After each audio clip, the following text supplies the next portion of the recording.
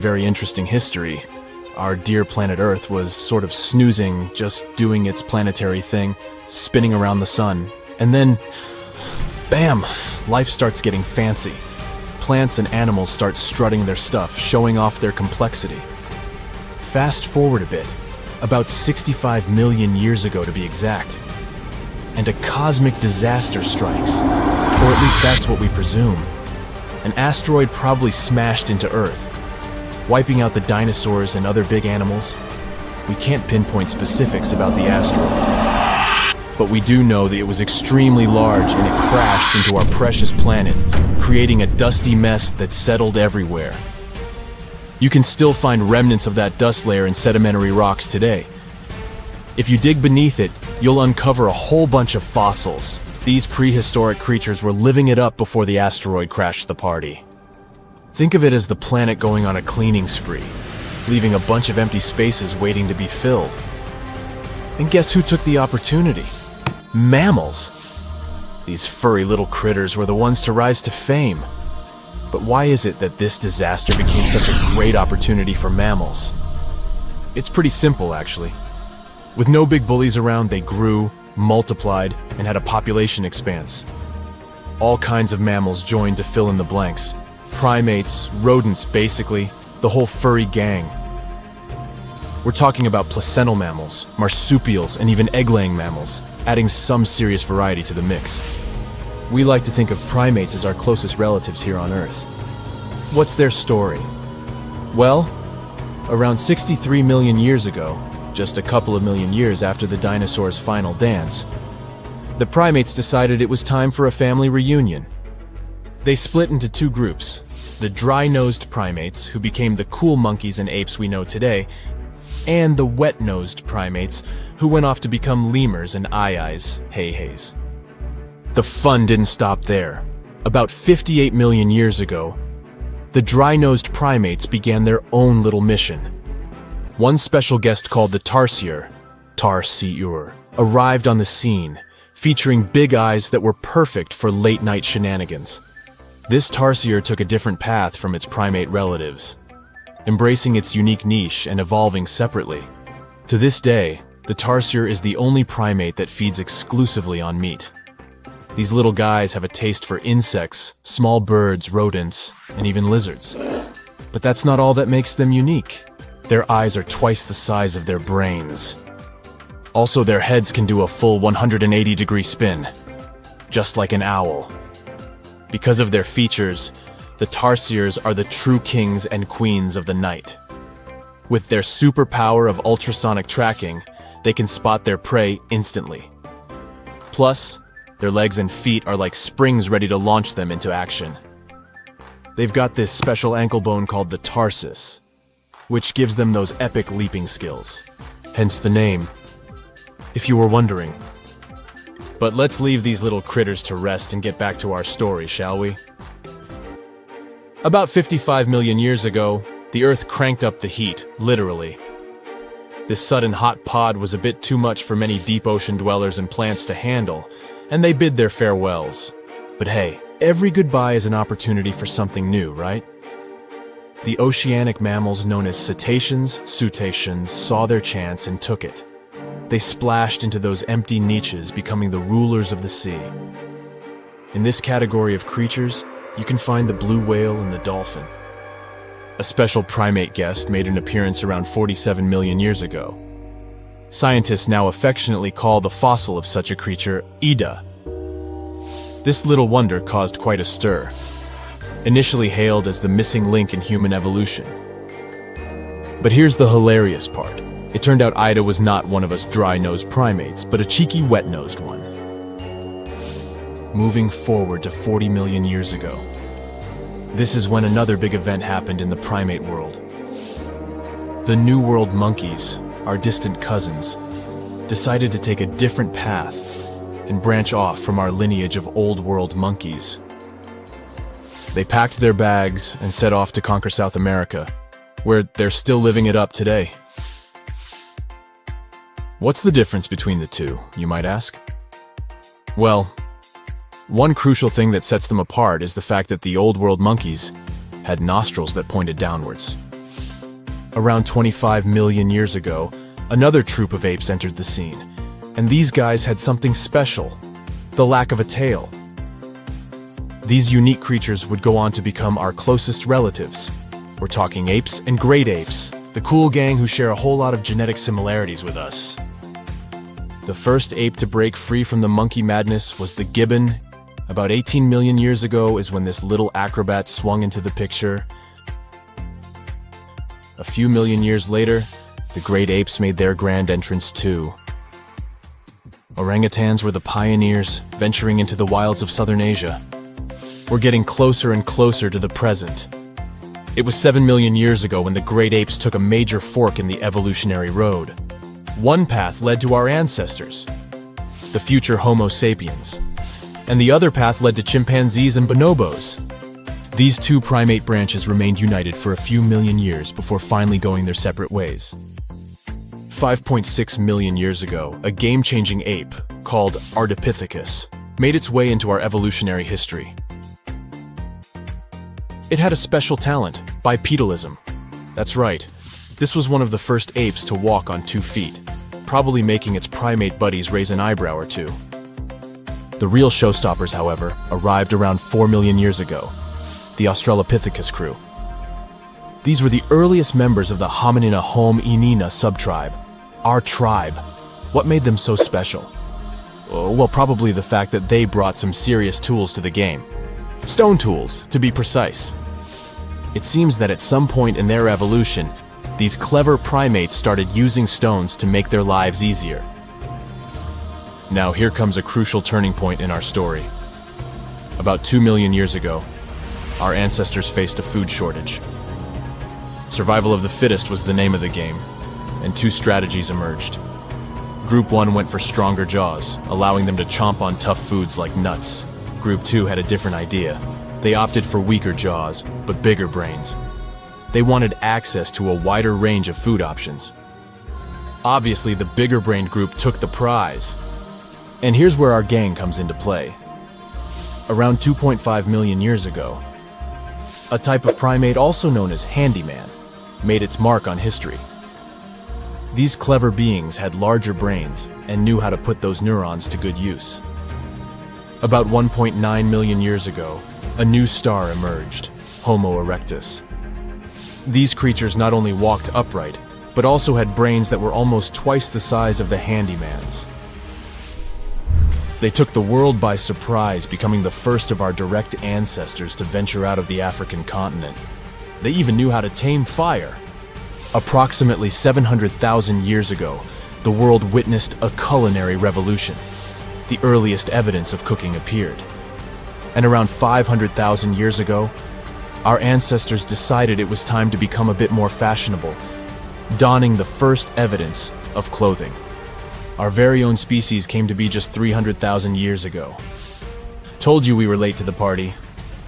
But the world was never the same after the appearance of Homo sapiens, the anatomically modern humans.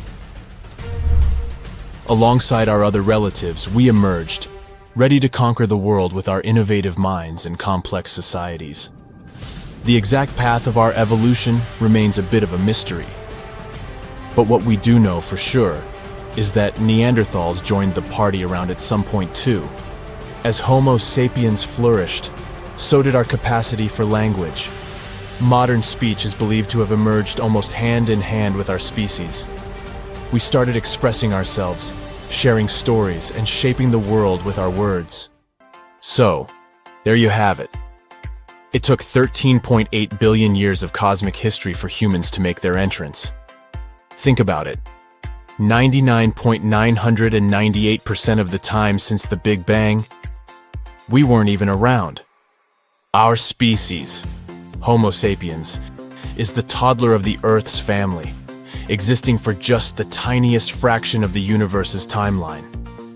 Yet, in this blink of an eye, we've managed to unravel the entire story that led to our existence. The story won't end with us. It's an ongoing saga, still being written with every passing moment. Imagine you were chosen to answer one of history's most important questions. What was the first civilization on Earth? The job description is simple, yet the task is extremely challenging. You need to unearth the proof of the world's first official civilization. Was it the Sumerians in Old Mesopotamia? Or was it the ancient Egyptians spread out along the Nile River? Not to make you nervous or anything, but history is quite literally in your hands. Good luck! Since you can't turn back the clock and visit Old Mesopotamia to get the answers to your questions, you'll need to research museum databases in order to get some clues. First things first, we need a definition of what is considered a civilization. It's not just thousands of people grouped together and living harmoniously. There are some key elements that together make a group of people a civilization. Like, for example, the domain of urbanism, aka city building, irrigation systems, and writing. You decide to begin your search by diving deep into the history of the Sumerians, which today hold the position of the world's first civilization. Now, imagine being the first of your kind. This means having no external examples. Rather, it means starting from scratch. First thing you'll need? A piece of land. And since there were no active water companies in the world at that time, you'll need a piece of land with easy access to water. So, the Sumerians settled between two major rivers, known as the Euphrates and the Tigris in southern Mesopotamia around 5000 BCE. Fun fact, Mesopotamia translates to the land between two rivers. On a modern-day map, it's more or less where Iraq is situated today. Together with land, a civilization needs ways to get food. The Sumer civilization had to face a dry and hot climate, but they managed to make agriculture thrive in the region.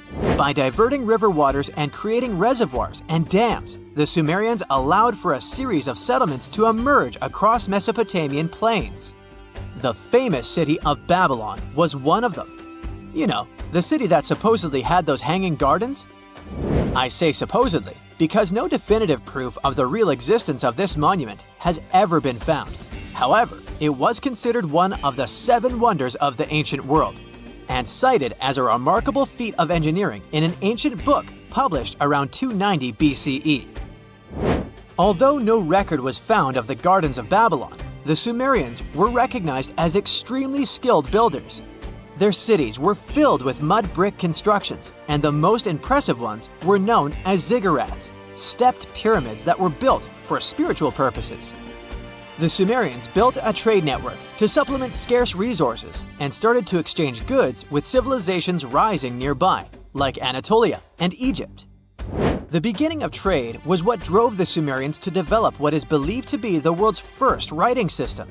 It began as a simple system, likely dating back to 3400 BCE. In this system, each syllable was represented with a drawing. Later, it gradually evolved into a fully formed cursive writing system. Don't believe me? Take a look at this piece from the Babylonian times. This huge basalt plaque is called the Hammurabi Code. It's known to be humanity's first collection of written laws. As far as the story goes, it was carved in volcanic stone around year 1760 BCE. Look at the precision of these carvings. It's quite astonishing. But the content is also surprising, since these 282 rules vary from commercial regulations to strict laws of justice. The thing is, historians don't have a consensus on whether the Sumerians were really the first ones to invent writing. Some think it might have been old Egyptians. Let's pause here.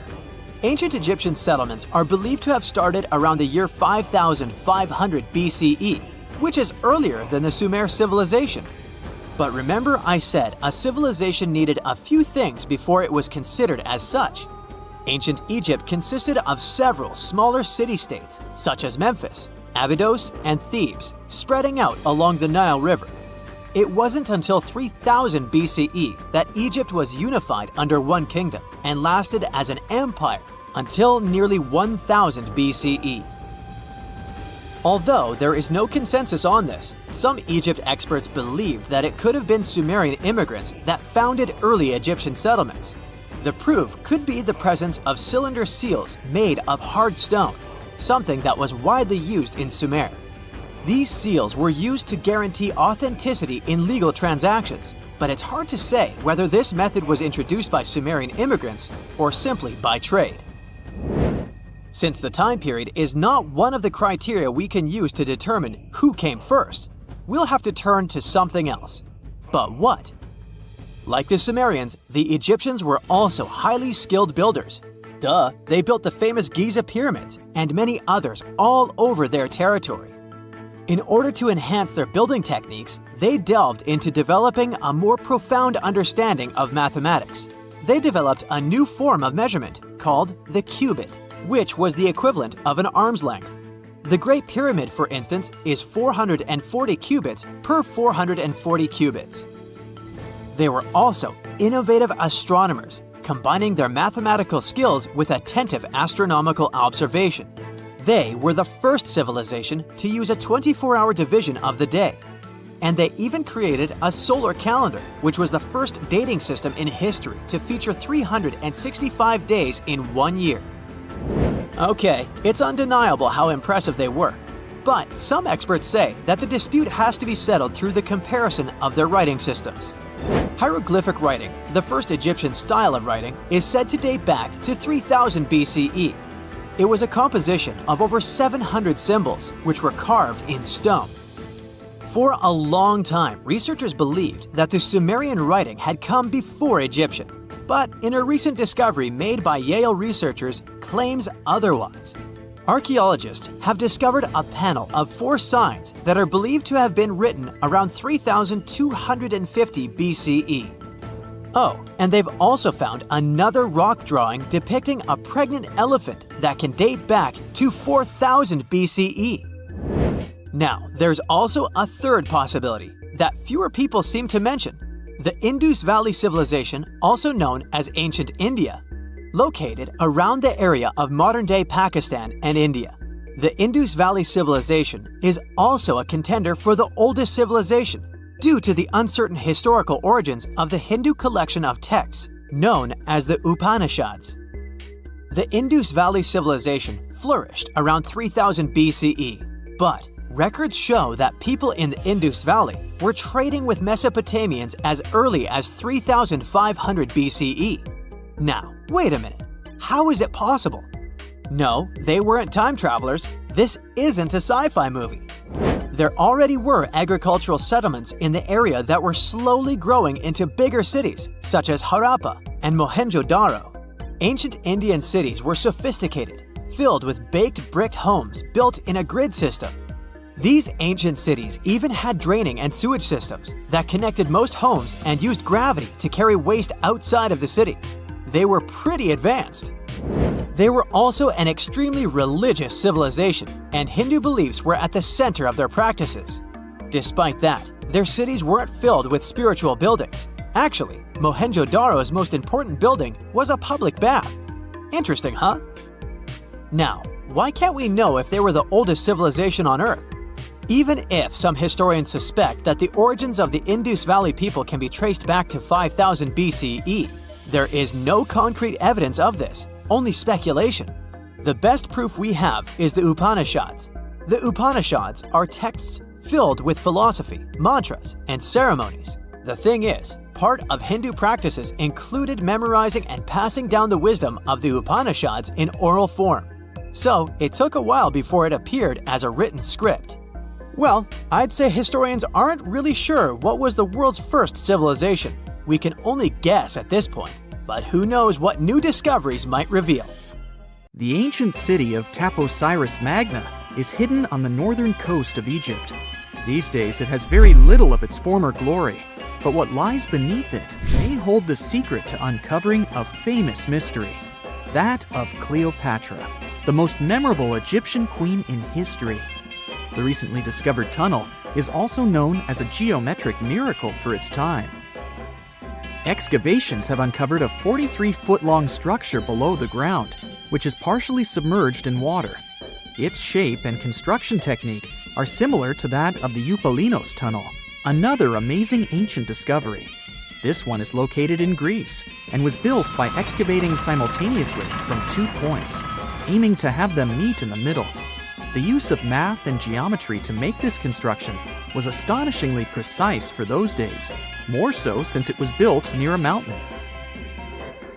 Archaeologists that have been working on the Taposiris Magna site since 2004 believe this tunnel may lead to the lost tomb of Cleopatra.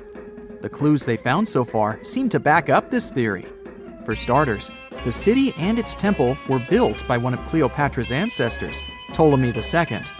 All the architecture seems to indicate it was dedicated to the ancient spirit Osiris and his queen Isis. Throughout her reign, Cleopatra did try to associate herself with Isis, so it may be no surprise she chose this location as her final resting place. Scientists have yet to pinpoint Cleopatra's tomb, but research continues with the help of modern technology. To study this location better, archaeologists have even used a special device called ground-penetrating radar. This tool allows us to analyze what lies beneath the ground without being intrusive. Since this tunnel is so old, research needs to be done very delicately. Seeing pictures of what's underground before you start digging is incredibly useful and has been done here since 2011.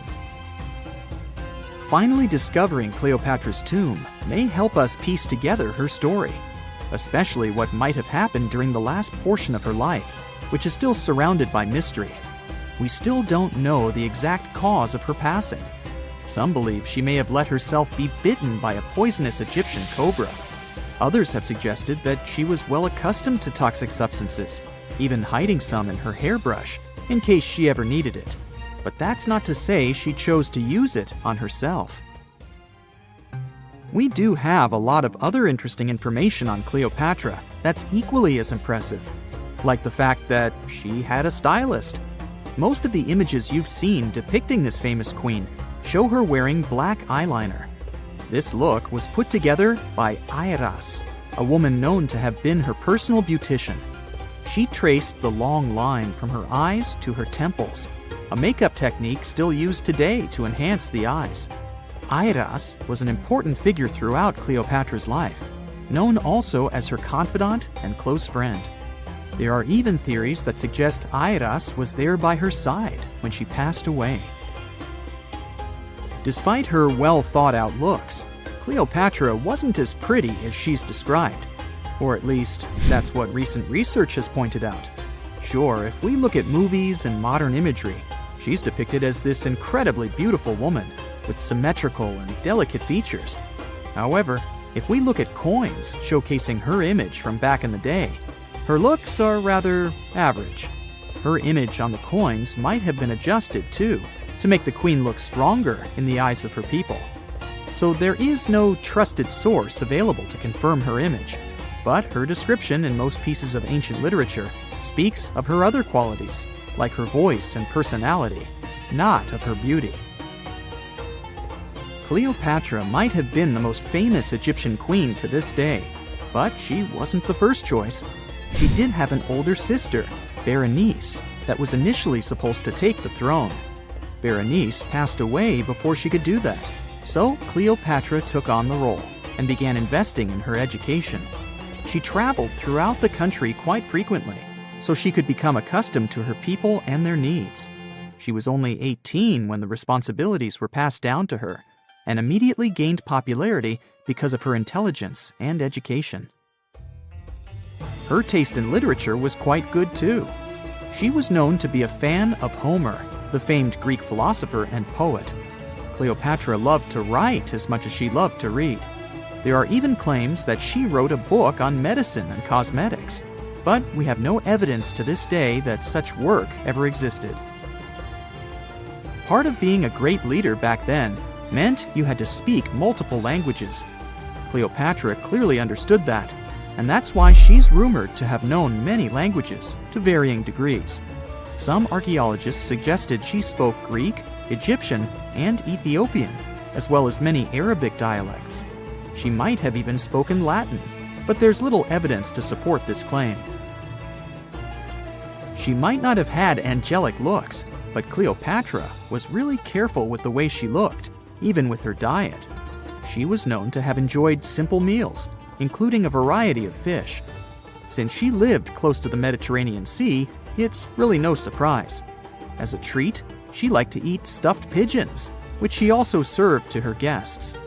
Other dishes on the menu included vegetables and fava bean soup. Fruits and nuts weren't missing from her diet either, and she was also a big fan of honey. Recently, a team of experts has even tried to recreate her famous perfume. Think of it like the ancient equivalent of Chanel No. 5. Cleopatra was known to be a fan of luxurious scents, which she believed could even influence how people treated her when they met. The basis of this scent is myrrh, a resin gathered from a local tree. Other ingredients added to the mixture were also found back in the day, like cardamom, olive oil, and cinnamon. The results may not be quite as delicate as the perfumes we know and use today. Its consistency was way thicker, and the scent lasted way longer. When she was at the height of her power, Cleopatra might have been the richest person in the world. Back in the day, she ruled over a territory that stretched across the Mediterranean, from modern-day Libya in the west through Egypt to Syria in the east. This is the largest territory ever ruled over by a woman. In today's currency, her worth might have been somewhere around $95 billion. The calendars we use today may have been introduced by Cleopatra herself. She presented the idea of leap years and leap days to Caesar, the Roman emperor she was known to have been close with. Taking her advice, Caesar made these adjustments part of the official Roman calendar.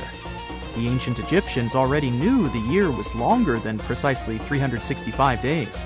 They discovered this by studying the brightest star in the sky, called Sirius, and concluded that a year is actually 365 1/4 days long. It was Elizabeth Taylor that famously introduced Cleopatra to pop culture when she played her in the 1963 film bearing the same name. Up until that point, it was the most expensive film ever made. It was originally supposed to cost somewhere around $2 million, but ended up costing a mind-boggling $44 million. That's mostly because of script and production issues. To make this iconic movie, producers created 79 sets from scratch, as well as over 26,000 costumes for the cast. Elizabeth Taylor's Cleopatra costumes alone cost somewhere around $200,000. Thankfully for the producers, the movie made headlines and was well received by critics, making it a box office success. A lot of people associate Cleopatra with another famous Egyptian ruler, King Tutankhamun, nicknamed King Tut. Surprisingly, apart from both of them being Egyptian pharaohs, they have nothing else in common. For starters, King Tut lived around 1,300 years before Cleopatra did, and there is also no connection regarding their ancestry. Cleopatra had Macedonian Greek roots, while King Tut was a native Egyptian. Have you heard of Göbekli Tepe? It's an ancient site in Turkey that literally made historians rewrite history books. Over 11,000 years ago, a group of prehistoric humans crafted an enigmatic masterpiece that's even older than Stonehenge.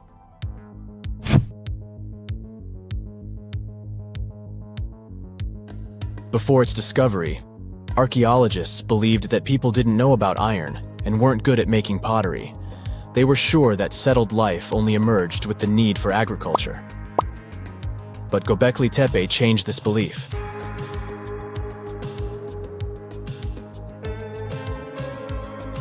The place has revealed that it was the temple that paved the way for a settled life, not agriculture. Until this discovery, researchers believed that farming was the catalyst for sedentary living. Meet Professor Schmidt, the guy whose findings changed this theory. He managed to prove that hunter-gatherer communities laid the very foundations of this way of life.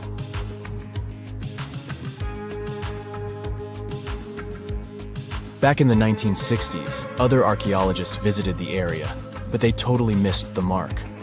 While surveying the region, they stumbled upon a hill with scattered limestone slabs and concluded it was just an old burial ground from medieval times. Little did they know that there was so much more to uncover.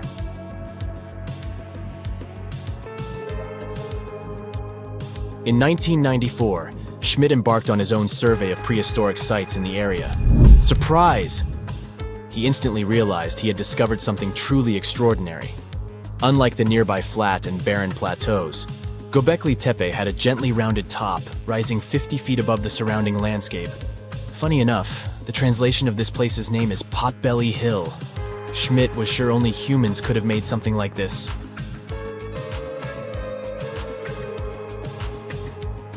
Those broken limestone pieces that were mistaken for gravestones turned out to be way more exciting. It was like stumbling upon a hidden treasure. The pieces took on a whole new meaning, and Schmidt with his team was about to dive into the secrets waiting beneath the surface. To their surprise, they found no traces of a settlement. No hearths for cooking, no houses, and none of those adorable clay figurines commonly found in nearby sites of similar age. However, they uncovered that those ancient people used tools like stone hammers. So, Schmidt and his team put their heads together and took a wild guess at the age of Göbekli Tepe's stone structures. Their estimation got backed up by some limited carbon dating done right at the site. The ancient vibes of this place were finally starting to make sense. It was like a puzzle slowly coming together.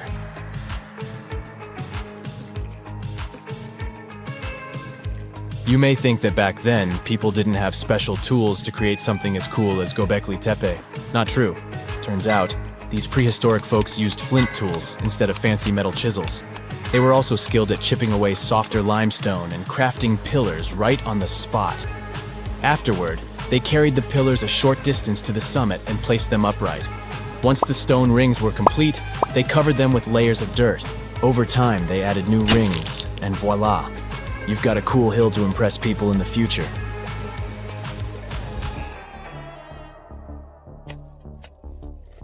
During their first year of excavation, the team went through 15,000 pieces of animal bones from wild creatures. These people didn't have pet animals or grow their own food. They hunted wild animals for their meals. But things were about to change, because the place had everything they needed to start farming. Scientists say they had wild sheep and wild grains that could be domesticated. And guess what? Just 20 miles away, geneticists found evidence of the world's oldest domesticated strains of wheat at a prehistoric village.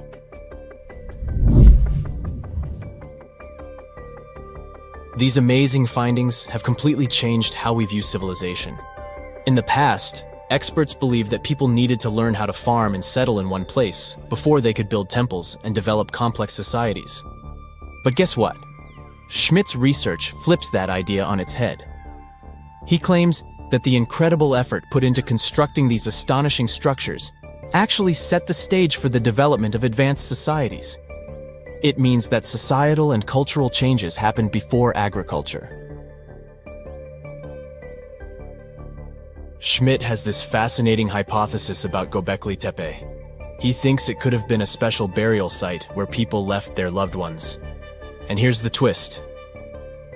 The burial site was adorned with fancy statues and symbols representing deities from the spiritual realm. The idea that Göbekli Tepe could have served as a sacred place adds another layer of complexity to the whole story. While the site's true purpose may remain elusive, Schmidt's insights invite us to consider the profound interplay between life and the afterlife, and the deep reverence ancient hunter-gatherer societies may have had for their departed ancestors. Now let's talk about the stars of the show, the mesmerizing T-shaped columns that dominate Göbekli Tepe. These mysterious structures range from 10 to 20 feet tall and most likely represent stylized human figures. But one figure stands out from the rest, the three-dimensional lion relief. This depiction really fires up our imagination. Why?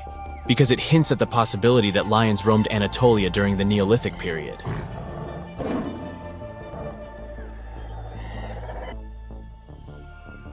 These standing stones are arranged in circles and placed in rectangular pits. Each circle has a similar setup.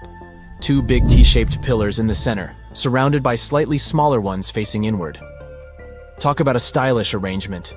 These towering pillars reach a whopping 16 feet and weigh between 7 and 10 tons.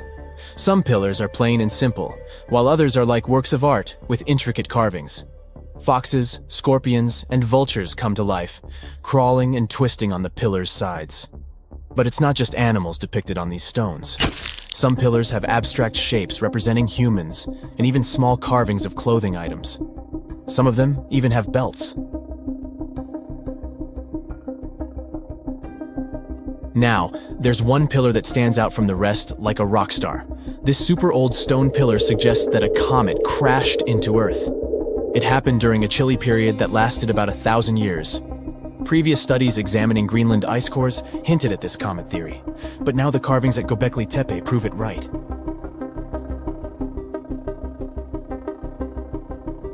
The carvings on the pillars are like a historical comic strip.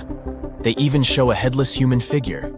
Researchers fed the images into a computer and discovered their connections to constellations, indicating that this temple might have been an ancient observatory. It's like our ancestors were trying to document this cataclysmic event in their own unique way.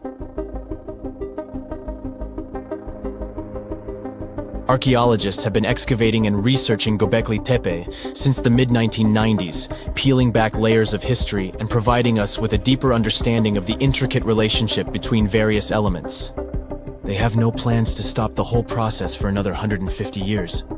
Who knows what else they'll find? You see, Göbekli Tepe has been labeled purely as a ritual site with no signs of domestic activities. We were led to believe that the absence of water meant it couldn't support semi-sedentary communities. But scientists believe it's time to shake things up and approach Göbekli Tepe with fresh eyes. It's time to question what we believed before and use new evidence and different ways of thinking. Like, there might have been a group of people living in the area who didn't stay in one place all the time. They moved around a bit but still had their own civilization, living in the area semi-sedentarily.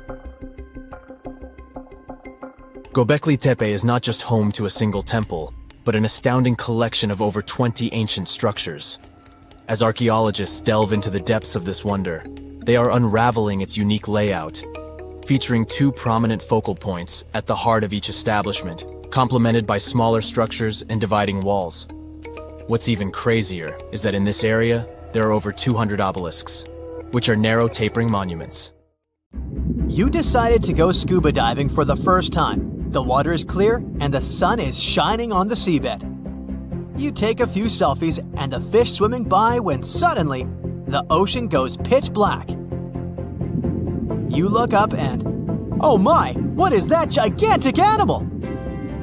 It's definitely not a shark, not a whale.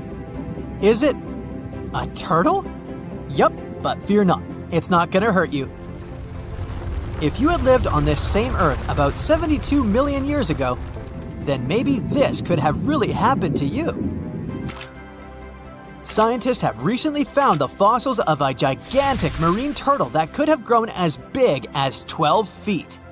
If you don't have any idea of how big that is, let's see some examples. That's the average length of a hippopotamus, 6 golden retrievers, or 2 Michael Jordans stacked on top of each other. The turtle's scientific name is an homage to that old-school sea monster called Leviathan. Maybe you remember this from old-school history lessons. The Leviathan is supposedly a mythical creature that would swallow entire ships or people that were deemed too greedy by the creature. Can you imagine being swallowed by this humongous sea turtle? No, thank you. The fossils of this gigantic creature began to be excavated between 2016 and 2021, all the way in northeastern Spain. The first fossil was located by a hiker in the Spanish Pyrenees, and it was around 8 inches long. The pelvis of this turtle alone measured around 35 inches. It would definitely be one of the biggest turtles today if it hadn't gone extinct. FYI, the largest living sea turtles today can reach up to 6 feet in length, which is already pretty big. Now, how about a gigantic prehistoric scorpion? I bet most people here are not huge fans of these creatures, especially since they're poisonous, which is why the thought of a 9-foot-long aquatic scorpion might be the stuff of nightmares. Let's just say that if they hadn't gone extinct some 400 million years ago, lakes and rivers would be much more dangerous places for humans today. These gigantic insects were considered to be apex predators in their time, hunting everything from fish to other animals, even of their own kind. Yikes! I got goosebumps just imagining these creatures. Should we thank the asteroid that hit our planet now or later on in this video? Another prehistoric animal that would shock humans if it were still alive is the so-called Megatherium, a gigantic sloth. This huge sloth is believed to have grown up to 20 feet long, and its weight could be up to 8,000 pounds. It was found in the woodlands and grasslands of South America. The creature used to stand on its 2 feet in order to reach leaves on high branches. These giant sloths had huge claws. They helped them climb trees. I gotta say, I feel uncomfortable imagining these elephant-sized sloths climbing trees. Oh, of course, some dinosaurs will make our super-sized creatures list. But before that, here's a fun fact. Did you know some dinosaurs are still alive today? Scientists have proven that birds are classified as theropod dinosaurs. Such infamous creatures as the T-Rex and Velociraptor belonged to this group. I'm sure you've heard these names even before you watched Jurassic Park. The Velociraptor is that scary dino that breaks into the kitchen. Well, they evolved, gained some feathers, and turned into various species of birds we know today.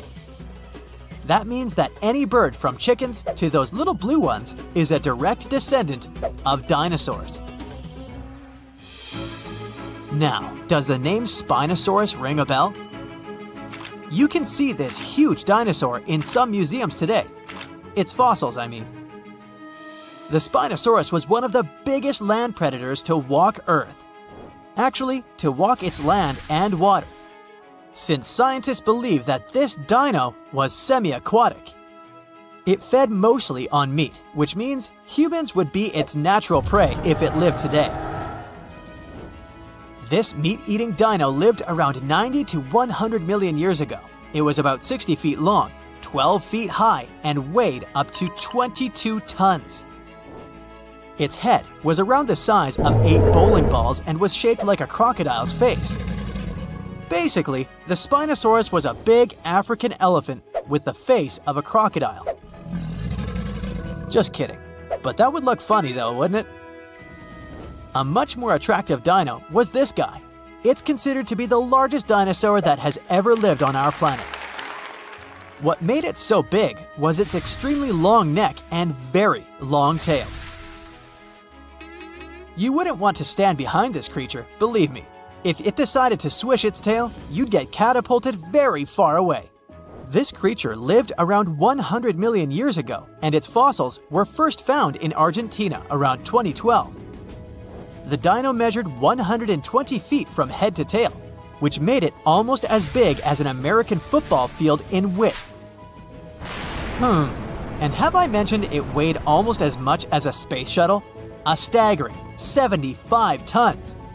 If it had been a carnivore, it would have probably been the greatest predator. But this big guy was a peaceful herbivore that had such a long neck that it could eat leaves from high trees. Cute, right? We must also talk about the Shastasaurus. As the name suggests, this animal is popularly known as the Mount Shasta lizard. Even though it was a marine reptile and probably never set foot on the mountain itself, this dino was usually around 23 feet long, but there was a specific strand of this species that could get as big as 69 feet long, about the size of the great blue whale. This made it the biggest marine reptile to have ever lived. A fun fact about the Shastasaurus is that scientists believe it didn't even have teeth, which means it could only feed on soft-bodied prey, such as squid, for example. The next animal on our list is the blue whale. Believe it or not, the biggest living animal on Earth actually started small. These days, the average mature blue whale can reach up to 100 feet in length and weigh up to 200 tons. That's more or less the weight of 40 elephants put together, or 30 Tyrannosaurus rexes, or 2,670 average-sized people. Blue whales have to eat up to 50 million calories per day to support that body. That's the equivalent of 30,000 Big Macs, just FYI. But blue whales weren't always this big. They actually evolved from a four-legged mammal that lived on Earth around 48 million years ago. Their ancestor was called Pachycetus, and it was only 6 feet long. Here's a fun fact. To be able to live in the water as one does today, the blue whale had to go through some intense adaptations. A blue whale can replace up to 80 to 90% of oxygen in its lungs each time it takes a breath. A human replaces only up to 15% for comparison. It allows these animals to dive for up to 1 hour at a time, down to a staggering depth of 330 feet. Elephants were bound to make the list. Elephants are currently the largest land animals on Earth. They can grow to be about 13 feet tall and weigh up to 7 tons. That's pretty small if we compare it to the other animals that once lived on Earth, right? But if we placed a 6-foot-tall human next to an elephant, we'll see it's not at all that small.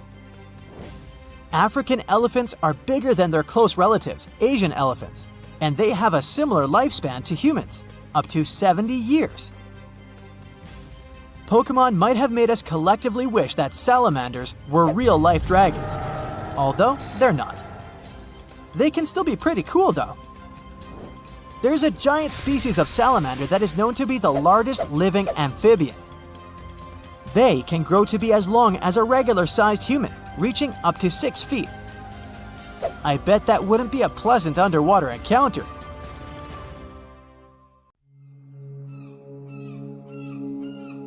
You lie down facing the scorching sun in the middle of the desert when suddenly you smell something extremely foul. You try to crawl to the source to see if maybe someone there can help you, but all you see is a large hole in the middle of nowhere. You crawl there and stick your head down the hole.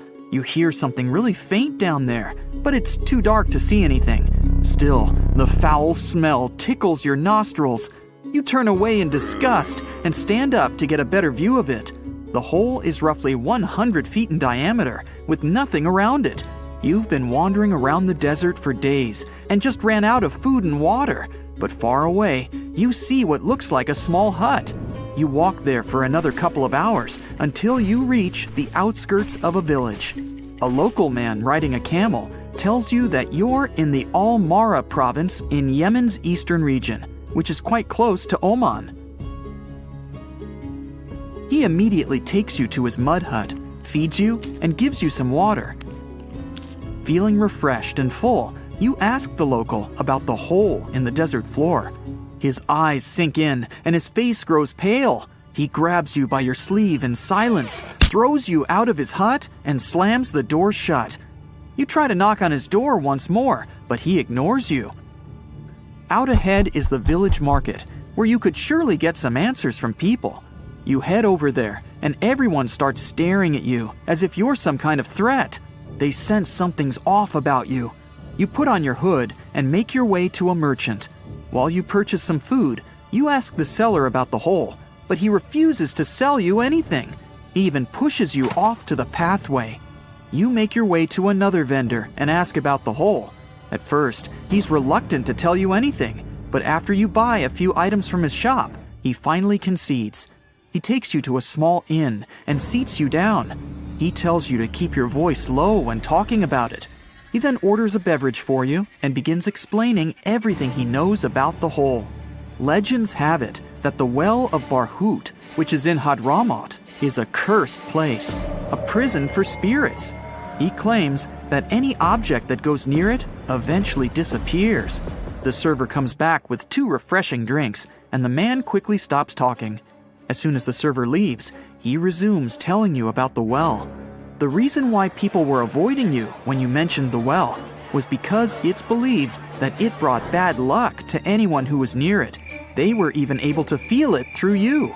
The man tells you that he doesn't believe in such superstitions, but you want to find out more. At night, you head back to the well to find out if what he said was true. You sit down next to it and concentrate all your senses. It's quiet, nothing but the desert wind brushing against the sand. You hear something that sounds like a whisper coming from the hole, as if calling you to go inside. You get up from your meditation and walk towards the hole. The sound gets louder, but you still can't make anything of it.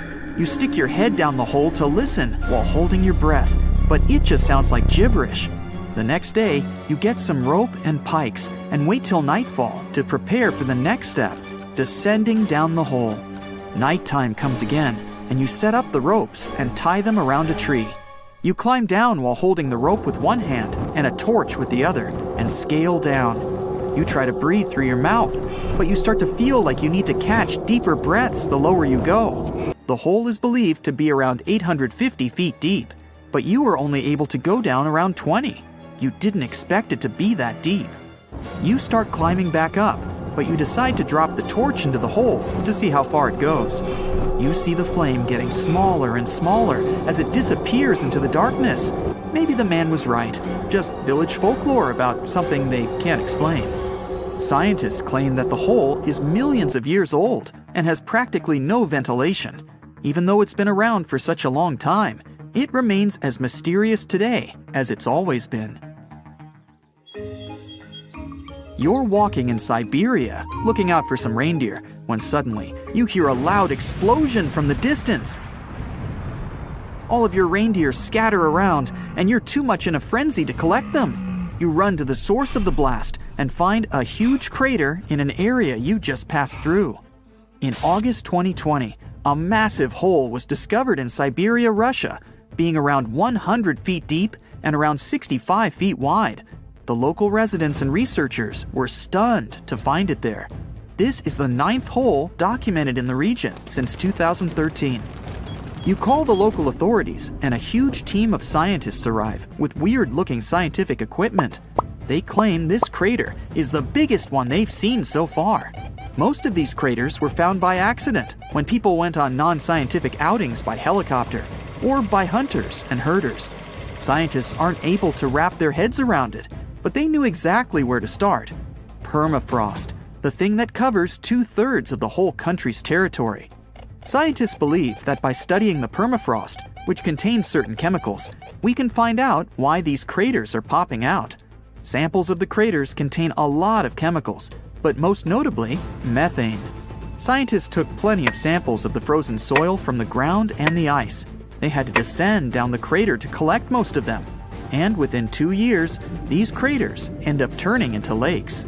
According to their studies, the gases, which are mainly made up of methane, accumulate in the upper layers of the permafrost, and they can come both from the deep layers of the earth and those close to the surface. These gases end up getting trapped in the frost as they accumulate, creating enough pressure to burst through the frozen ground. They claim that these giant holes are a result of the growing temperatures. But that's just one theory. They're still not really sure how they could have formed. But because most of these craters form in remote areas of the Arctic and take years to shape, no one really talks about them. You're fast asleep in the city of Fukuoka, Japan. At around 5 a.m., you hear a loud explosion and feel the ground shake. Japan is prone to earthquakes and tsunamis, so you're prepared for the worst. But the ground isn't rumbling and the building isn't shaking anymore. You check the power, and nothing. The whole apartment and neighborhood is completely dark. You look far out from the balcony and see a huge hole in the middle of a 5-lane road. You leave the building and join the crowd gathering outside. The hole is about 65 feet deep, and it swallowed everything around it. The traffic lights, sidewalks, and a bus stop are all gone. Even parts of buildings are destroyed, leaving the support beams still standing. The whole subway system is totally dysfunctional, and about 800 households are experiencing blackouts. Even the airport and subway had a bit of it. The local authorities evacuate the entire area in case more sinkholes or gas explosions occur. A few days later, it's all fixed. It only took the Japanese engineers and contractors 48 hours to fill it up, and a week to reopen the road to the public. The explosion might have been caused by some construction on a subway line, but the sinkhole is sinking again. People noticed that the road seemed to decline by about 3 inches in heavy traffic. But with quick maintenance, Japan can fix anything in the fastest way possible. About 800,000 years ago, I wasn't around then, a gigantic asteroid soared through space and plummeted toward Earth. It slammed into our planet with enormous force. It blanketed 10% of Earth with shiny black and green lumps of rocky debris known as tektites. Tektites are pieces of rock that get liquefied by the heat of a meteorite impact. Then they cool down to look like dark, glassy pebbles. A trail of these tektites was strewn across Southeast Asia and reached all the way to eastern Antarctica. This is how scientists know this giant meteorite crash happened. Well, researchers spent nearly 100 years trying to find the gigantic crater caused by the impact. But tektites were too widespread. That's why they couldn't pinpoint the exact location until recently. A team of experts from different universities tried to discover the ground zero of the meteorite impact. They investigated several craters in China and Cambodia, but none seemed to be created by a meteorite crash. The experts then decided to investigate Laos. It's a country where they discovered the largest and most concentrated number of tektites. After ruling out all visible craters, the team came up with a new theory. What if the crater is hidden by something? In search of the potential crater, the scientists measured gravity readings at different locations all across Laos.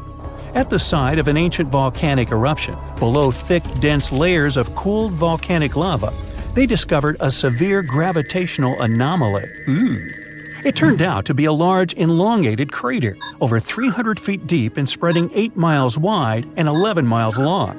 Based on the location and the crater's enormous size, scientists believe this is the impact site of the ancient meteorite. Meanwhile, over 2 billion years ago, long before the age of dinosaurs, Earth was struck by one of the largest asteroids to ever hit our planet. The asteroid was approximately 6 to 9 miles across and created the biggest impact crater on Earth. This is the Vredefort crater. You can find it in present-day South Africa. When it was formed, it had a gigantic diameter of 186 miles. Over the centuries, the massive crater slowly eroded away into the Vredefort Dome. That's a rocky hill formation that was the central site of the asteroid's impact. This formation is so large that it can be seen from space. Today, the Vredefort Dome is a recognized World Heritage Site. It's also home to several towns and communities that encourage tourists to come and visit the ancient crater. In 1943, one pilot strayed from his regular flight path to avoid dangerous weather conditions. Flying over Quebec, Canada, he spotted a large, perfectly circular basin.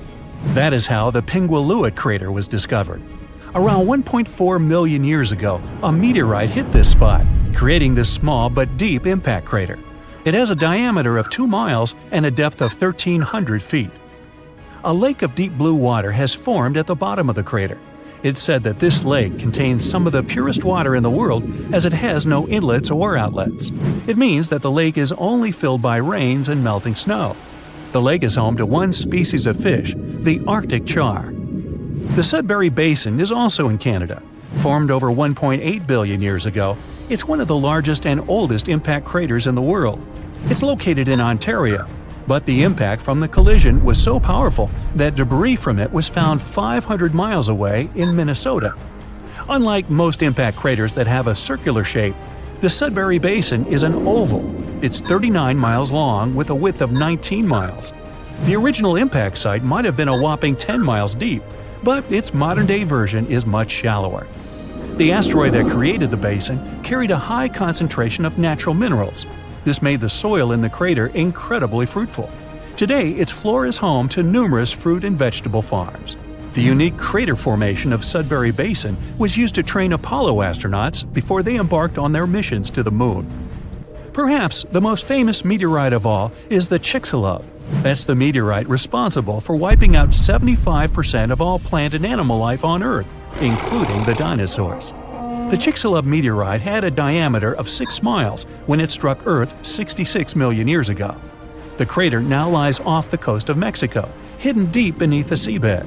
It's around 93 miles across and 12 miles in depth. Recently, scientists managed to drill deep down into the highest peak of the impact crater to collect rock samples. They discovered that the disappearance of dinosaurs wasn't caused by the giant size of the meteorite or the scale of the blast. It was because of the exact location where the Chicxulub hit Earth. The meteorite struck part of our planet that was densely filled with a mineral compound called gypsum. It's a soft sulfate mineral that is typically used as a fertilizer.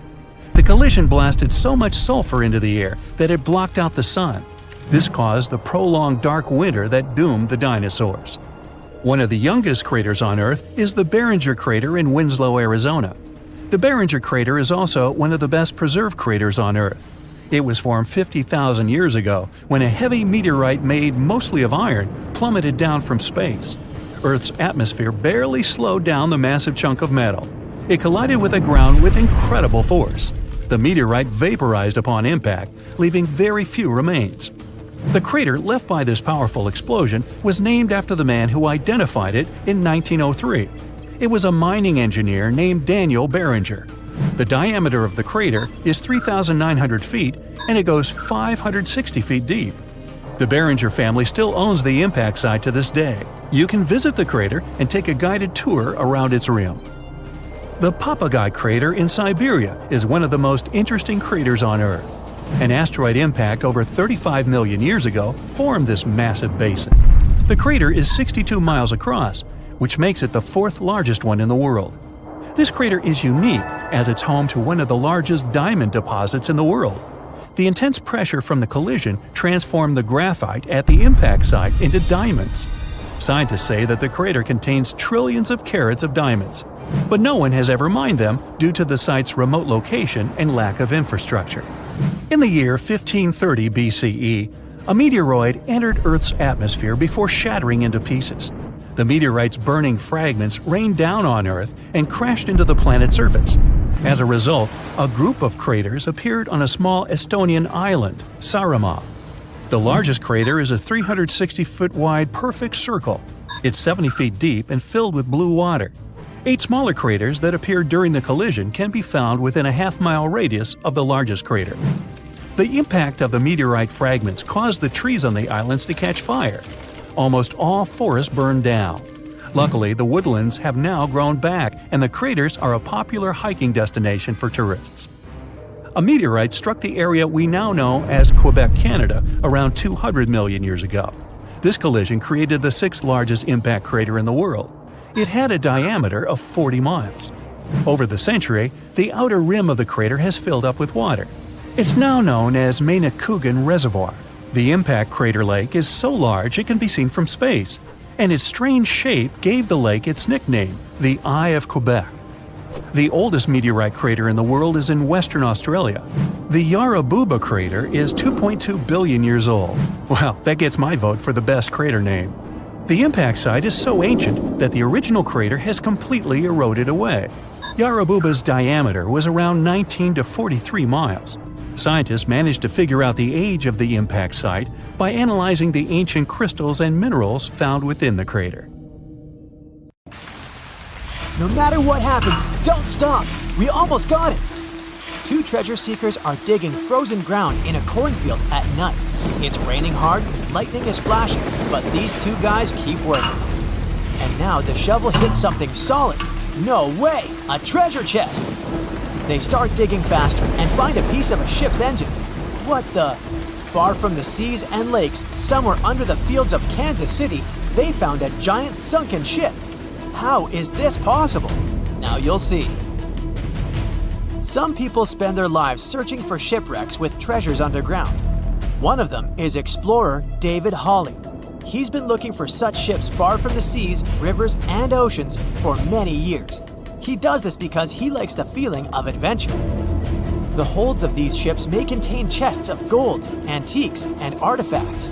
And you can get a lot of money for them. David says you don't have to go into the ocean to find a sunken ship. They may be lying in your backyard.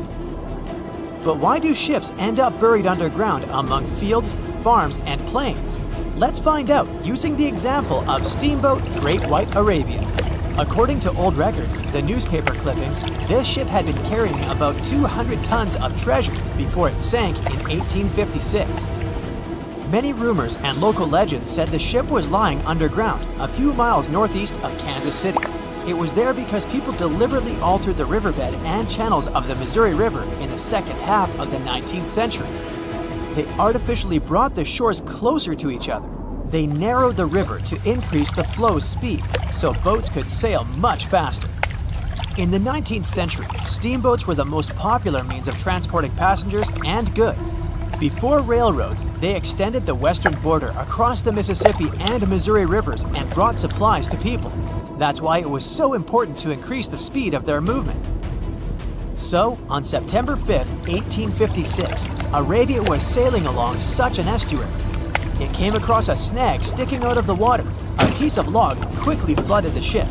Fortunately, all passengers were evacuated. But the steamer and its precious cargo reached the silt bottom of the Missouri River in a few minutes. Several years had passed. Everyone forgot about the vessel. During this time, the course of the Missouri River had changed. But Arabia remained under the wet, muddy bottom. The soil level above it was getting higher, and the ground was losing moisture. Eventually, many decades later, a cornfield formed above the sunken ship. In the 1980s, one farmer owned this area, and he had no idea what was hidden in his territory. David Hawley carefully studied the history of the sunken ships of the USA. He knew that hundreds of steamers had gone underwater all over Missouri, but most of all, he was interested in Arabia, as there were rumors that it was filled with gold and other valuable things. The territory of cornfields in Kansas was vast, but David Hawley knew how to search properly. In 1987, he started working. First, together with his brother and father, they collected all the clippings from old newspapers they could find. They were looking not only for information about the steamer, but also for maps of the Missouri River. They tracked its historical changes, checked the dates, and identified a large area where the steamer sank. Next, they used electromagnetic testing and other geological stuff to study the soil and find the right place. They searched for differences in ground moisture and density. Then, they went through the territory with powerful metal detectors. And so, by the fall of 1988, they had determined the location of the steamer. Arabia was the size of a football field. This gigantic vessel lay 45 feet underground, 4 stories down. But before they started excavating, they had to ask the owner of the cornfield for permission. For the farmer, this news was a big surprise. He agreed, on the condition that the excavations would be completed by spring so that he could sow a new crop. Digging a giant ship in winter is much more difficult and expensive than at other times. It includes additional equipment, electricity, and heating costs. The team worked day and night. They financed the excavations out of their own pocket. Each invested more than $10,000 and took out a bank loan. Finally, they noticed the first details of the ship. The shovels hit the huge engine boilers and the deck. The goal had been achieved. Most of the cargo lying inside the sunken ships is covered with rust, shells, mud, and is badly damaged. The contents of Arabia were in excellent condition, considering that the ship had sunk 130 years prior. Unfortunately, they didn't find the chests of gold. Still, they got several tons of other valuable cargo, household items of people who lived in the middle of the 19th century. It was a time capsule. The ship was carrying supplies for hundreds and thousands of people, and all these things were perfectly preserved. For example, they could clearly see the brand stamp Goodyear Rubber Company on one rubber shoe. The longer the excavations continued, the more things David and his team found. In the barrels, they found plates from the 19th century. They were intact and usable. Also, there were clean clothes, thousands of pairs of shoes, harpoons, frying pans, and umbrellas. The ship was carrying cargo to supply about 16 small towns. Yes, it's not gold, but such artifacts are also precious. The contents of the ship could be worth millions. However, the crew wasn't going to sell these things. They made a museum on the site of a former fruit market in Kansas City. If you go there, you will immediately feel like you're in a department store of the 19th century. There are thousands of items in good condition. Even the matches here are dry enough to light up. It took David many years to present the entire collection from the steamship. He values each of the items and doesn't want to sell them. Anyone can come here, pay for a ticket, and find themselves in the past. Who knows, maybe there's an old ship hidden in your backyard too. Geologists found an older vessel in the hot desert of Namibia in 2008. This ship sailed back in the days when pirates scared sailors on the seas, and now it's inside a dried-up lagoon. The ship sailed from Lisbon in 1533 and disappeared with the crew, near a small diamond mining town. After almost 500 years, the hull had been badly damaged. Only the carcass of the ship remained, but the treasure hidden inside the vessel stayed intact. They carefully studied the boat for a long time, trying not to ruin anything. And then, 5 days later, they found a big old chest in the hold. Carefully opening it, they found gold coins there. Thus, the cost of the ship was estimated at about $10 million. The exact cause of the shipwreck is unknown, but experts believe the ship was destroyed by heavy cargo and bad weather. It went to the bottom of a lagoon that later became a desert. Some find an airplane in their backyard, others discover a ship, and one man found a passage to an ancient secret city in his house. This happened in Turkey in 1963. The owners of the building decided to make repairs. He went to his basement and knocked down the wall to turn this place into a living room. And so, behind one wall, he found a tunnel leading underground. The man thought it was some kind of a secret chamber. He went down there and realized it was something much more than that. It was an ancient city 18 floors deep. People built it in the years 780 to 1180 as a refuge from weather disasters and the invasion of enemies. This place also includes many underground tunnels that stretch for several miles in different directions. People could get to the town from different points using secret passages leading to these roads. The city can accommodate about 20,000 residents, livestock, and tons of food supplies. Archaeologists have also found a chapel, schools, stables, and public kitchens there. The story goes that two Mayan twin boys loved to play ball. Sure, they were really good at it, but they also made a lot of noise when playing. The lords of the underworld soon became bothered by the sound and summoned the two boys to the underworld, a place the Mayans called Xibalba. As soon as the boys reached their gloomy destination, the lords of the underworld began putting them through a series of tests. Soon enough, the inexperienced twin boys failed the tests and lost their lives. But this was not in vain. This sad event resulted in the appearance of a beautiful fruit tree. Soon enough, a young woman saw a beautiful fruit on this tree and reached up to pick it. Legend has it that soon after that, she gave birth to another set of twin boys named Hunahpu and Xibalba. Just like their ancestors, these twins were great ball players, but they were equally as loud, and the lords of the underworld became annoyed again. They decided to ask this pair of twins to come to play a game in the underworld, hoping to get rid of them too. When the twins arrived, the lord sent them through a number of frightening places. The first one was the House of Gloom, which was very dark. They then passed through the House of Knives, where they had to avoid getting injured. The twins then built a fire in the House of Cold, so that they didn't freeze, and ran through the House of Jaguars, where they tricked the animals into not eating them. Finally, they entered the House of Bats, where they seemed to have lost their luck. One of the bats managed to run off with Hunahpu's head. The lords then challenged the twins to play ball with them, but the boys were clearly at a disadvantage. Xibalba placed a turtle on Hunahpu's shoulders to make up for his lost head, and they began playing. As the lords became distracted by an animal near the court, Xibalba stole his brother's head and placed it back in its place. Much to the annoyance of the lords, the twins were now able to tie the game. Hunahpu and Xibalba continued to perform a series of tricks for the lords of the underworld. One of them involved Xibalba injuring Hunahpu and then bringing him back to life. The lords were so impressed by the twins' performance that they asked them to do the same trick on them. Of course, the twins agreed, but after performing their trick on some of the lords, they refused to revive them. Seeing what had happened, the lords of the underworld admitted defeat and begged for their lives, promising not to intervene in the lives of people ever again. Hunahpu and Xibalba were happy to have avenged their ancestors and gained the respect of the lords.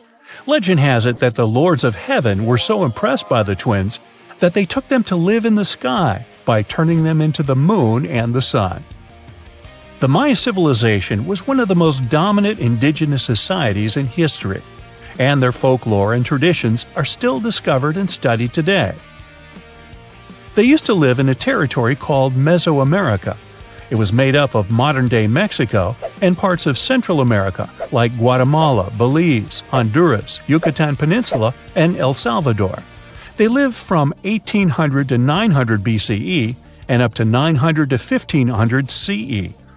Apart from their impressive legends, the Maya were very skilled inventors.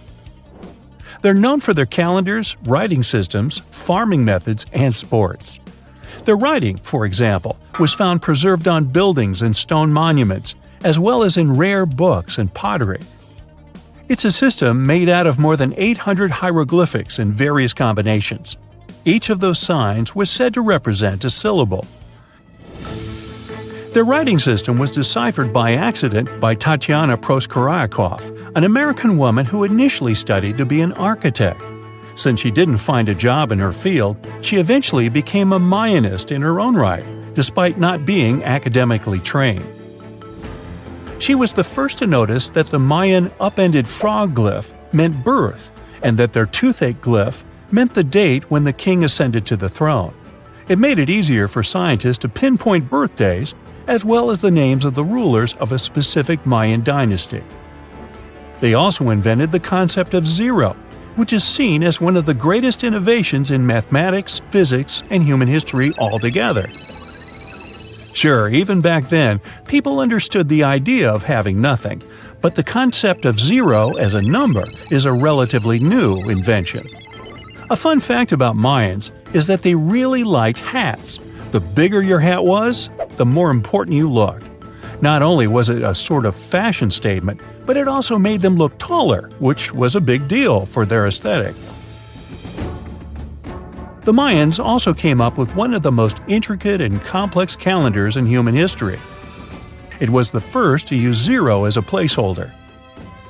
Their calendar ended on December 21st, 2012, which led some people to believe that it translated to the end of the world. Obviously, that was not the case.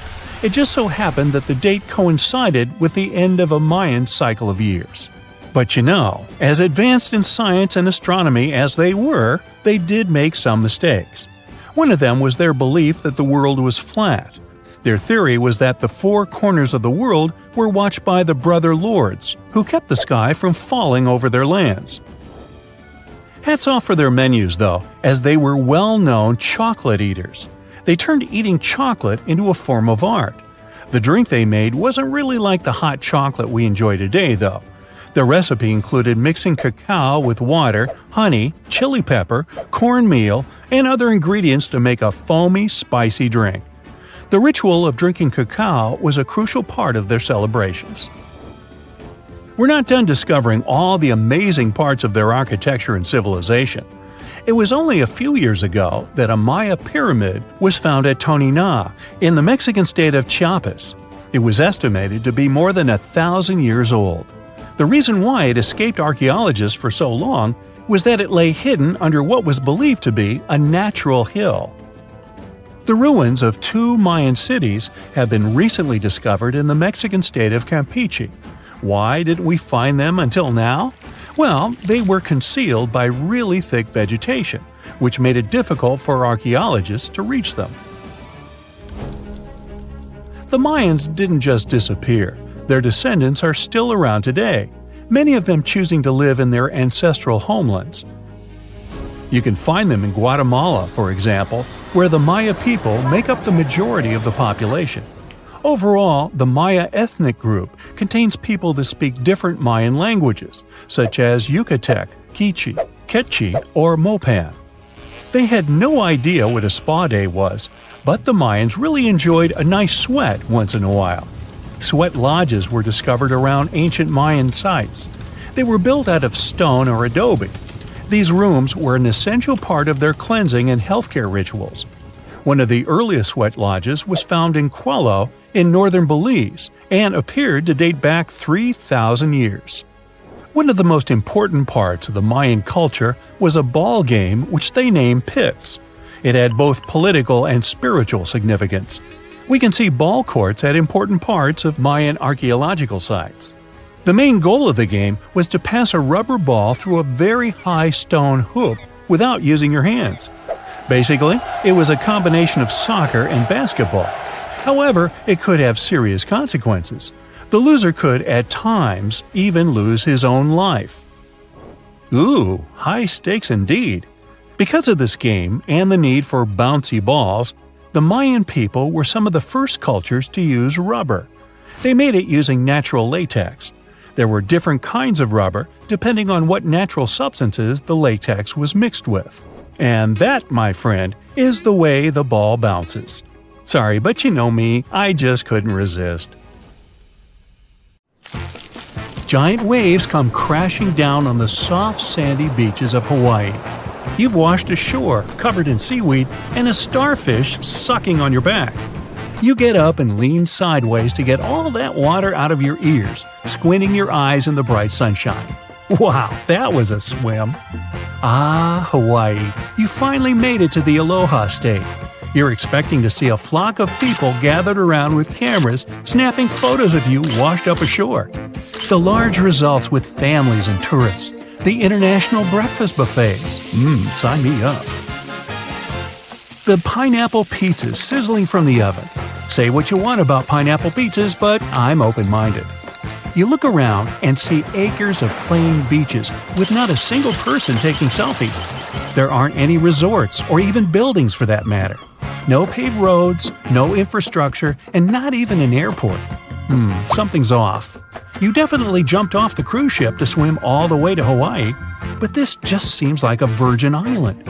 You walk along the beach, shaking off all that seaweed, trying to make your way to what seems like a main road. But there isn't one. You turn around and see a local man cycling towards you. Finally, some help. You approach him, and he greets you with a thick Hawaiian accent. The locals do speak English pretty well, so this guy is probably someone who keeps to himself.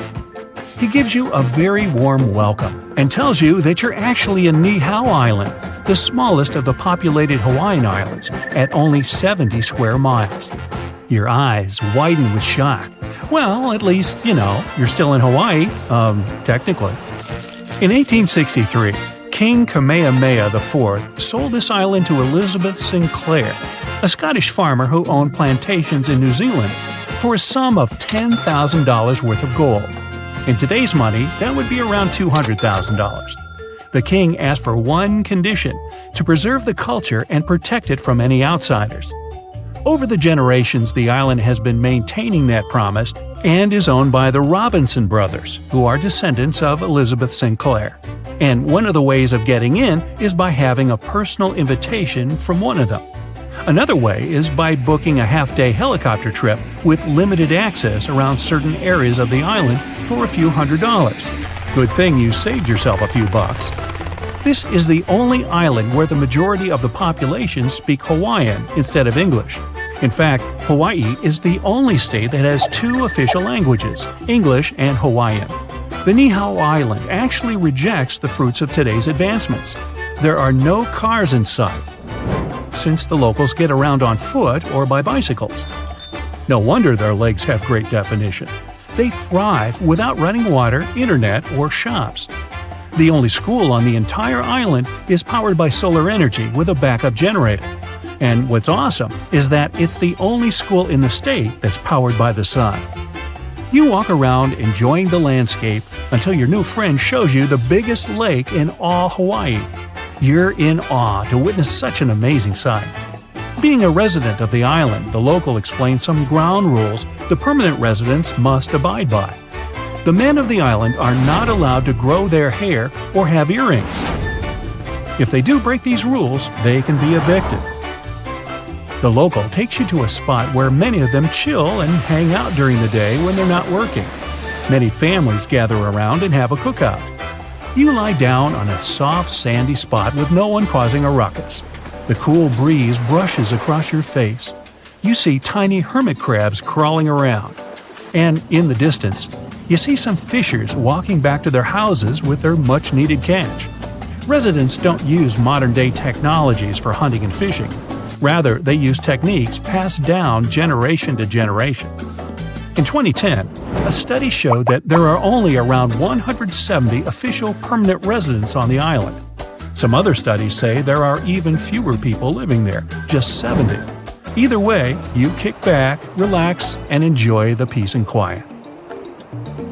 There are some other interesting and off-limits islands in the world too. Way over in Brazil is an island that's uninhabited on purpose. Every 10 square feet of it have at least 5 venomous snakes slithering around. Even though some scientists say it's an exaggeration, I wouldn't want to be in an island overtaken by snakes. And that's why Ilha Queimada Grande is known as Snake Island. Scientists claim there are around 2,000 to 4,000 snakes roaming around. If you have a phobia of these reptiles, then maybe consider scratching it off your bucket list. But don't worry, no one's even allowed here without a special permit. And if you live nearby, no need to fear. The island is around 90 miles off the coast of Sao Paulo, where it rightfully belongs. It's crazy to think that 90% of all snake bites in Brazil are from this island alone. And it's home to a unique species of pit vipers, the golden lancehead.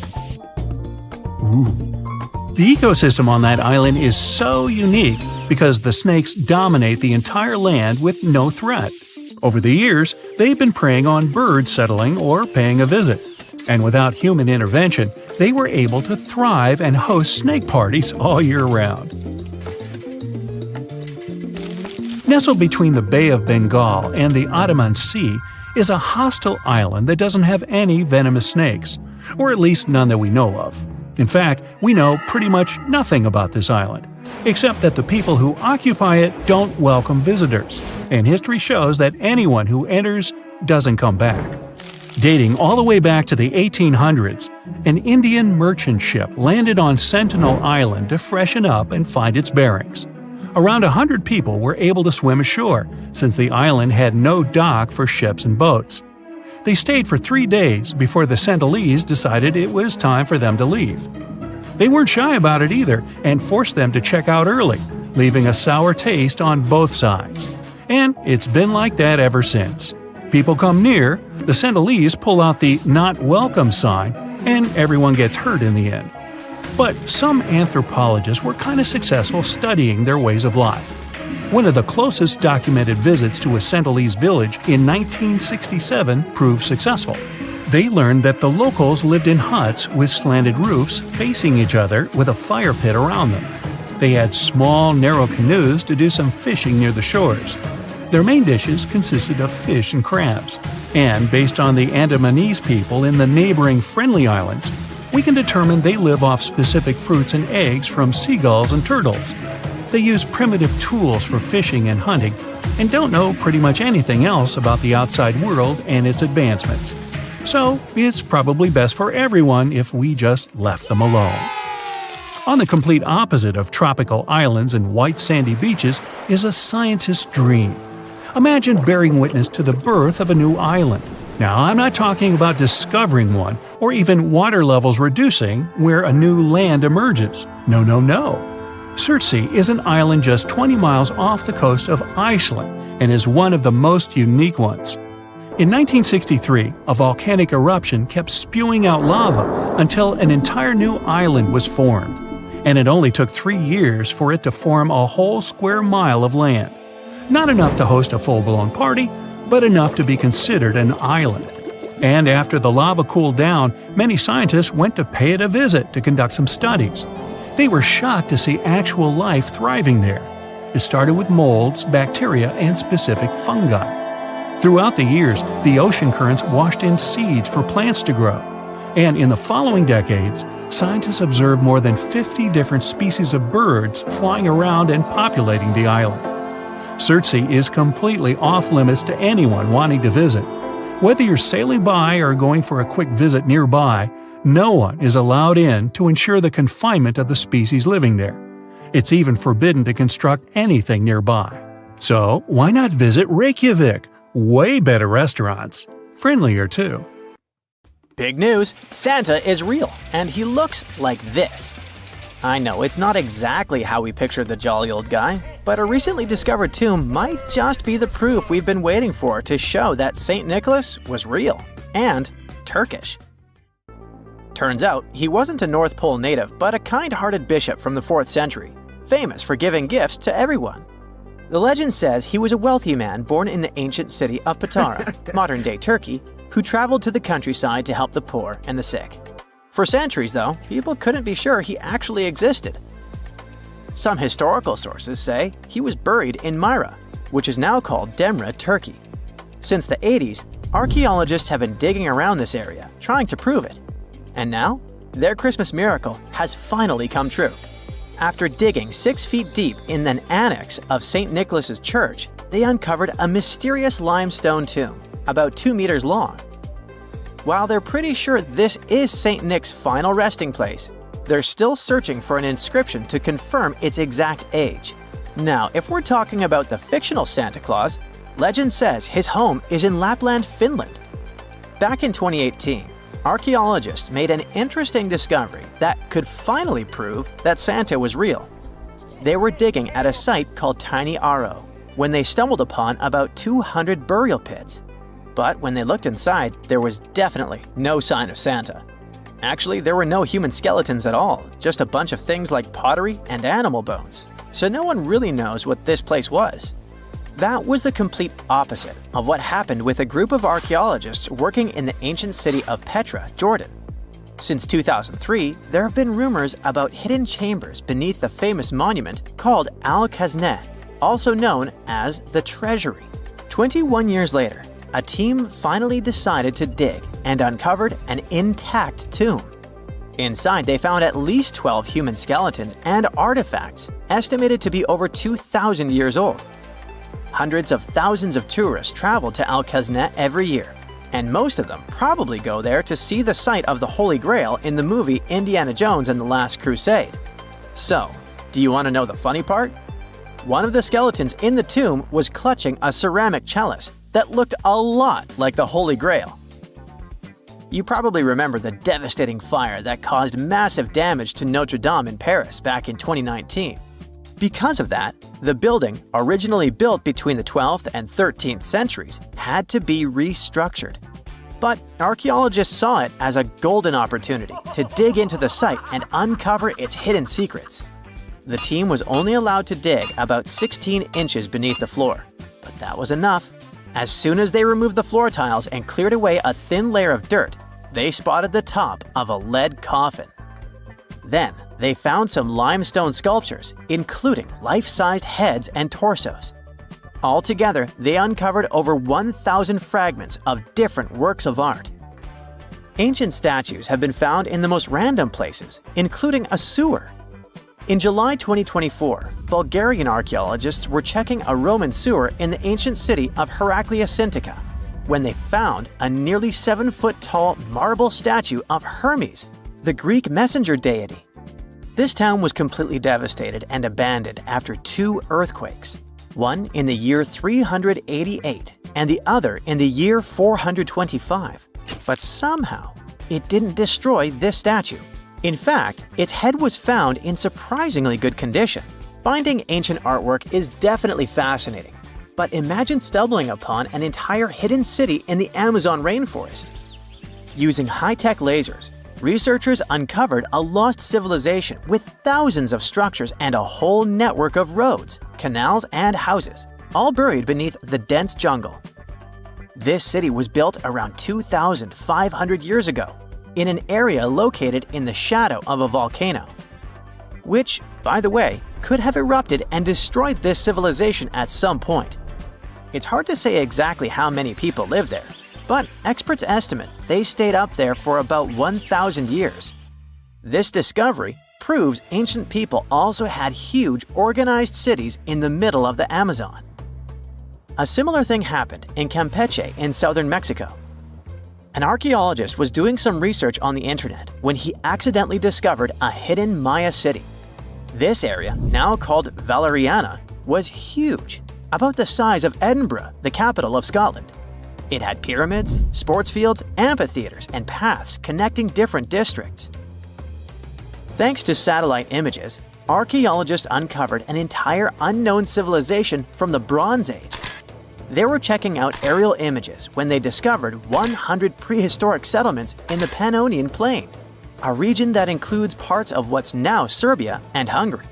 The people who lived there are now known as the Titsa site group, and it looks like they were a pretty well-organized society, skilled at growing food, hunting, and fishing. Google Earth helped a team to uncover a mysterious set of 400 ancient gates in Saudi Arabia. These gates, scattered across the desert, are thought to be from thousands of years ago. They're made of stone and arranged in weird formations that have left archaeologists scratching their heads. I mean, they don't look like they were meant for funerals, and they don't seem like structures where people lived. So, we still have no idea what they are. Technology is really changing archaeology. Thanks to artificial intelligence and, well, a $1 million prize, we've finally been able to decipher part of an unreadable and super damaged ancient scroll. The Herculaneum scrolls were discovered by workers digging up the ancient town of Herculaneum near Pompeii in 1752. But their condition was so bad that, for years, they were considered indecipherable. Thankfully, AI has helped unveil their secrets. Based on the studies so far, experts believe that one of these scrolls was written by a philosopher who valued pleasures, like music and food, above all else. No doubt, Stonehenge in England is one of the most mysterious places on Earth. Some theories even suggest it was built by extraterrestrials.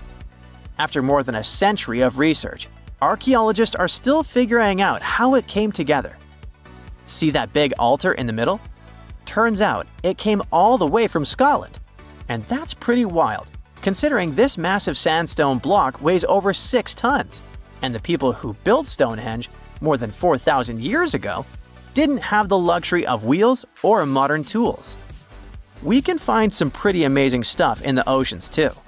In 2013, a mysterious shipwreck was found about 20 feet underwater off the coast of Kenya. At the time, no one knew where it came from. But now, researchers are pretty sure this could be a ship from Vasco da Gama's fleet. You know, the famous Portuguese navigator, best known for being the first to sail from Europe to India by rounding Africa's Cape of Good Hope. If it's confirmed, this shipwreck could be one of the earliest European shipwrecks in the Indian Ocean. Ancient treasures can take many forms, including a bottle. Recently, archaeologists in Norway uncovered a 150-year-old message in a bottle during an excavation of a Viking burial mound. The bottle contained a letter written by Anders Lorange, an archaeologist who worked on the site back in the 1800s, along with his business card and a few coins wrapped in paper. The letter gave some details about the excavation, though it seems Lorange got a few things wrong, like the exact number of Viking shields discovered. At the end of the letter, he wrote a personal note in runic script, "Emma Gade, my girlfriend." So it gave us not only insights into history, but also a peek into his love life. On October 30th, 1759, the inhabitants of the Middle East were jolted awake by an earthquake.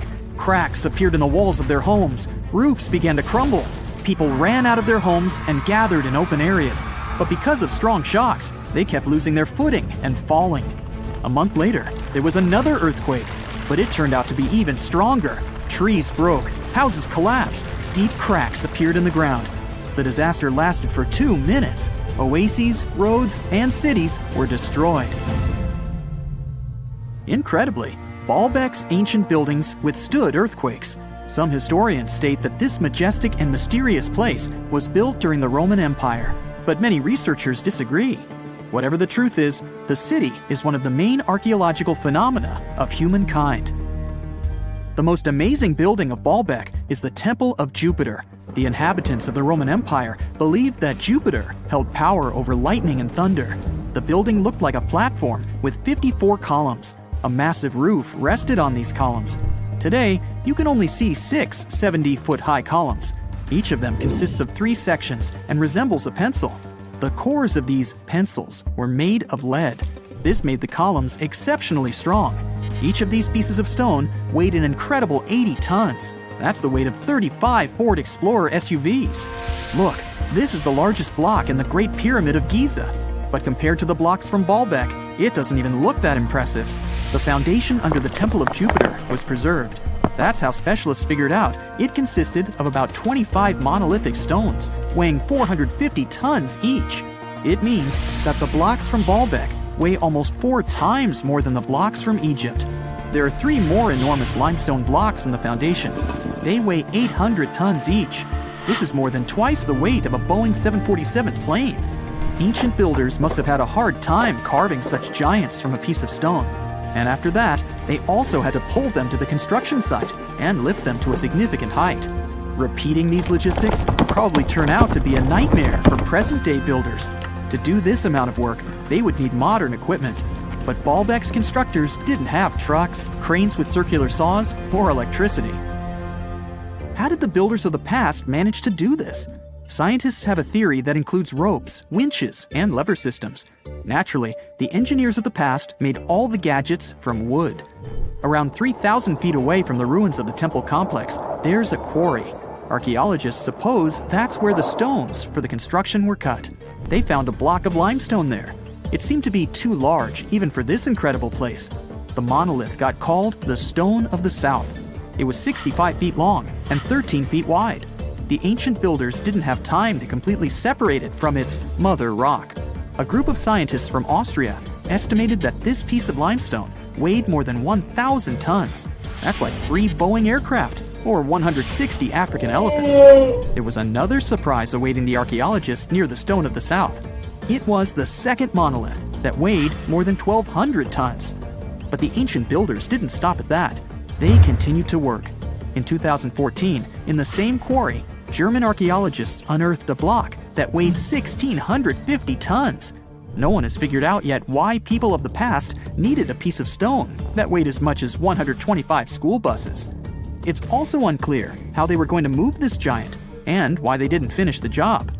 In any case, this third monolith is the largest processed piece of stone in human history. There are more questions than answers.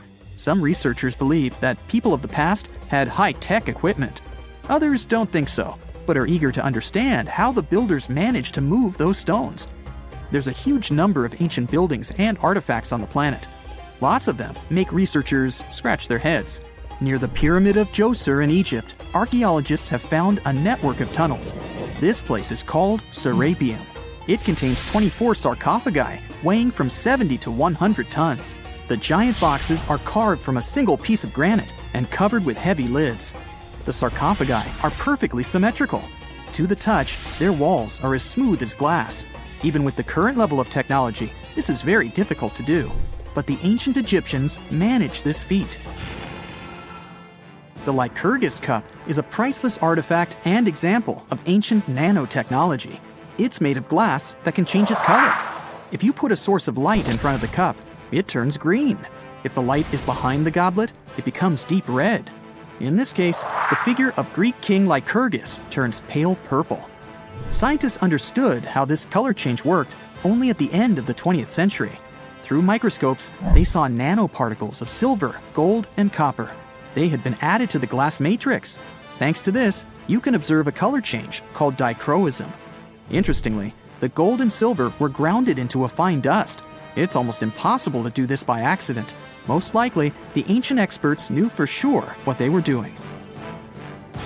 Bolivia has a curious place called Puma Punku. It looks as if an ancient giant played there with an enormous construction set. And after the game, they forgot to put the pieces back into the box. But there are no giants, and the huge stone blocks were carved by ancient builders over 1,500 years ago. Some of the rocks weigh 100 tons.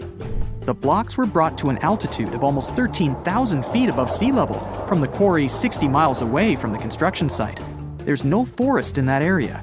This means the builders couldn't use trees to make wooden rollers. The monument belongs to the Inca civilization.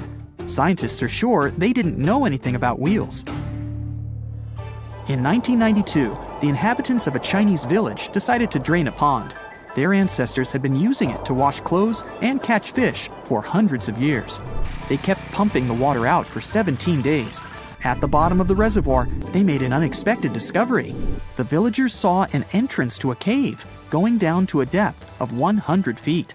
The incredible find was named the Longyu Caves. Unknown builders carved out 320,000 square feet of galleries.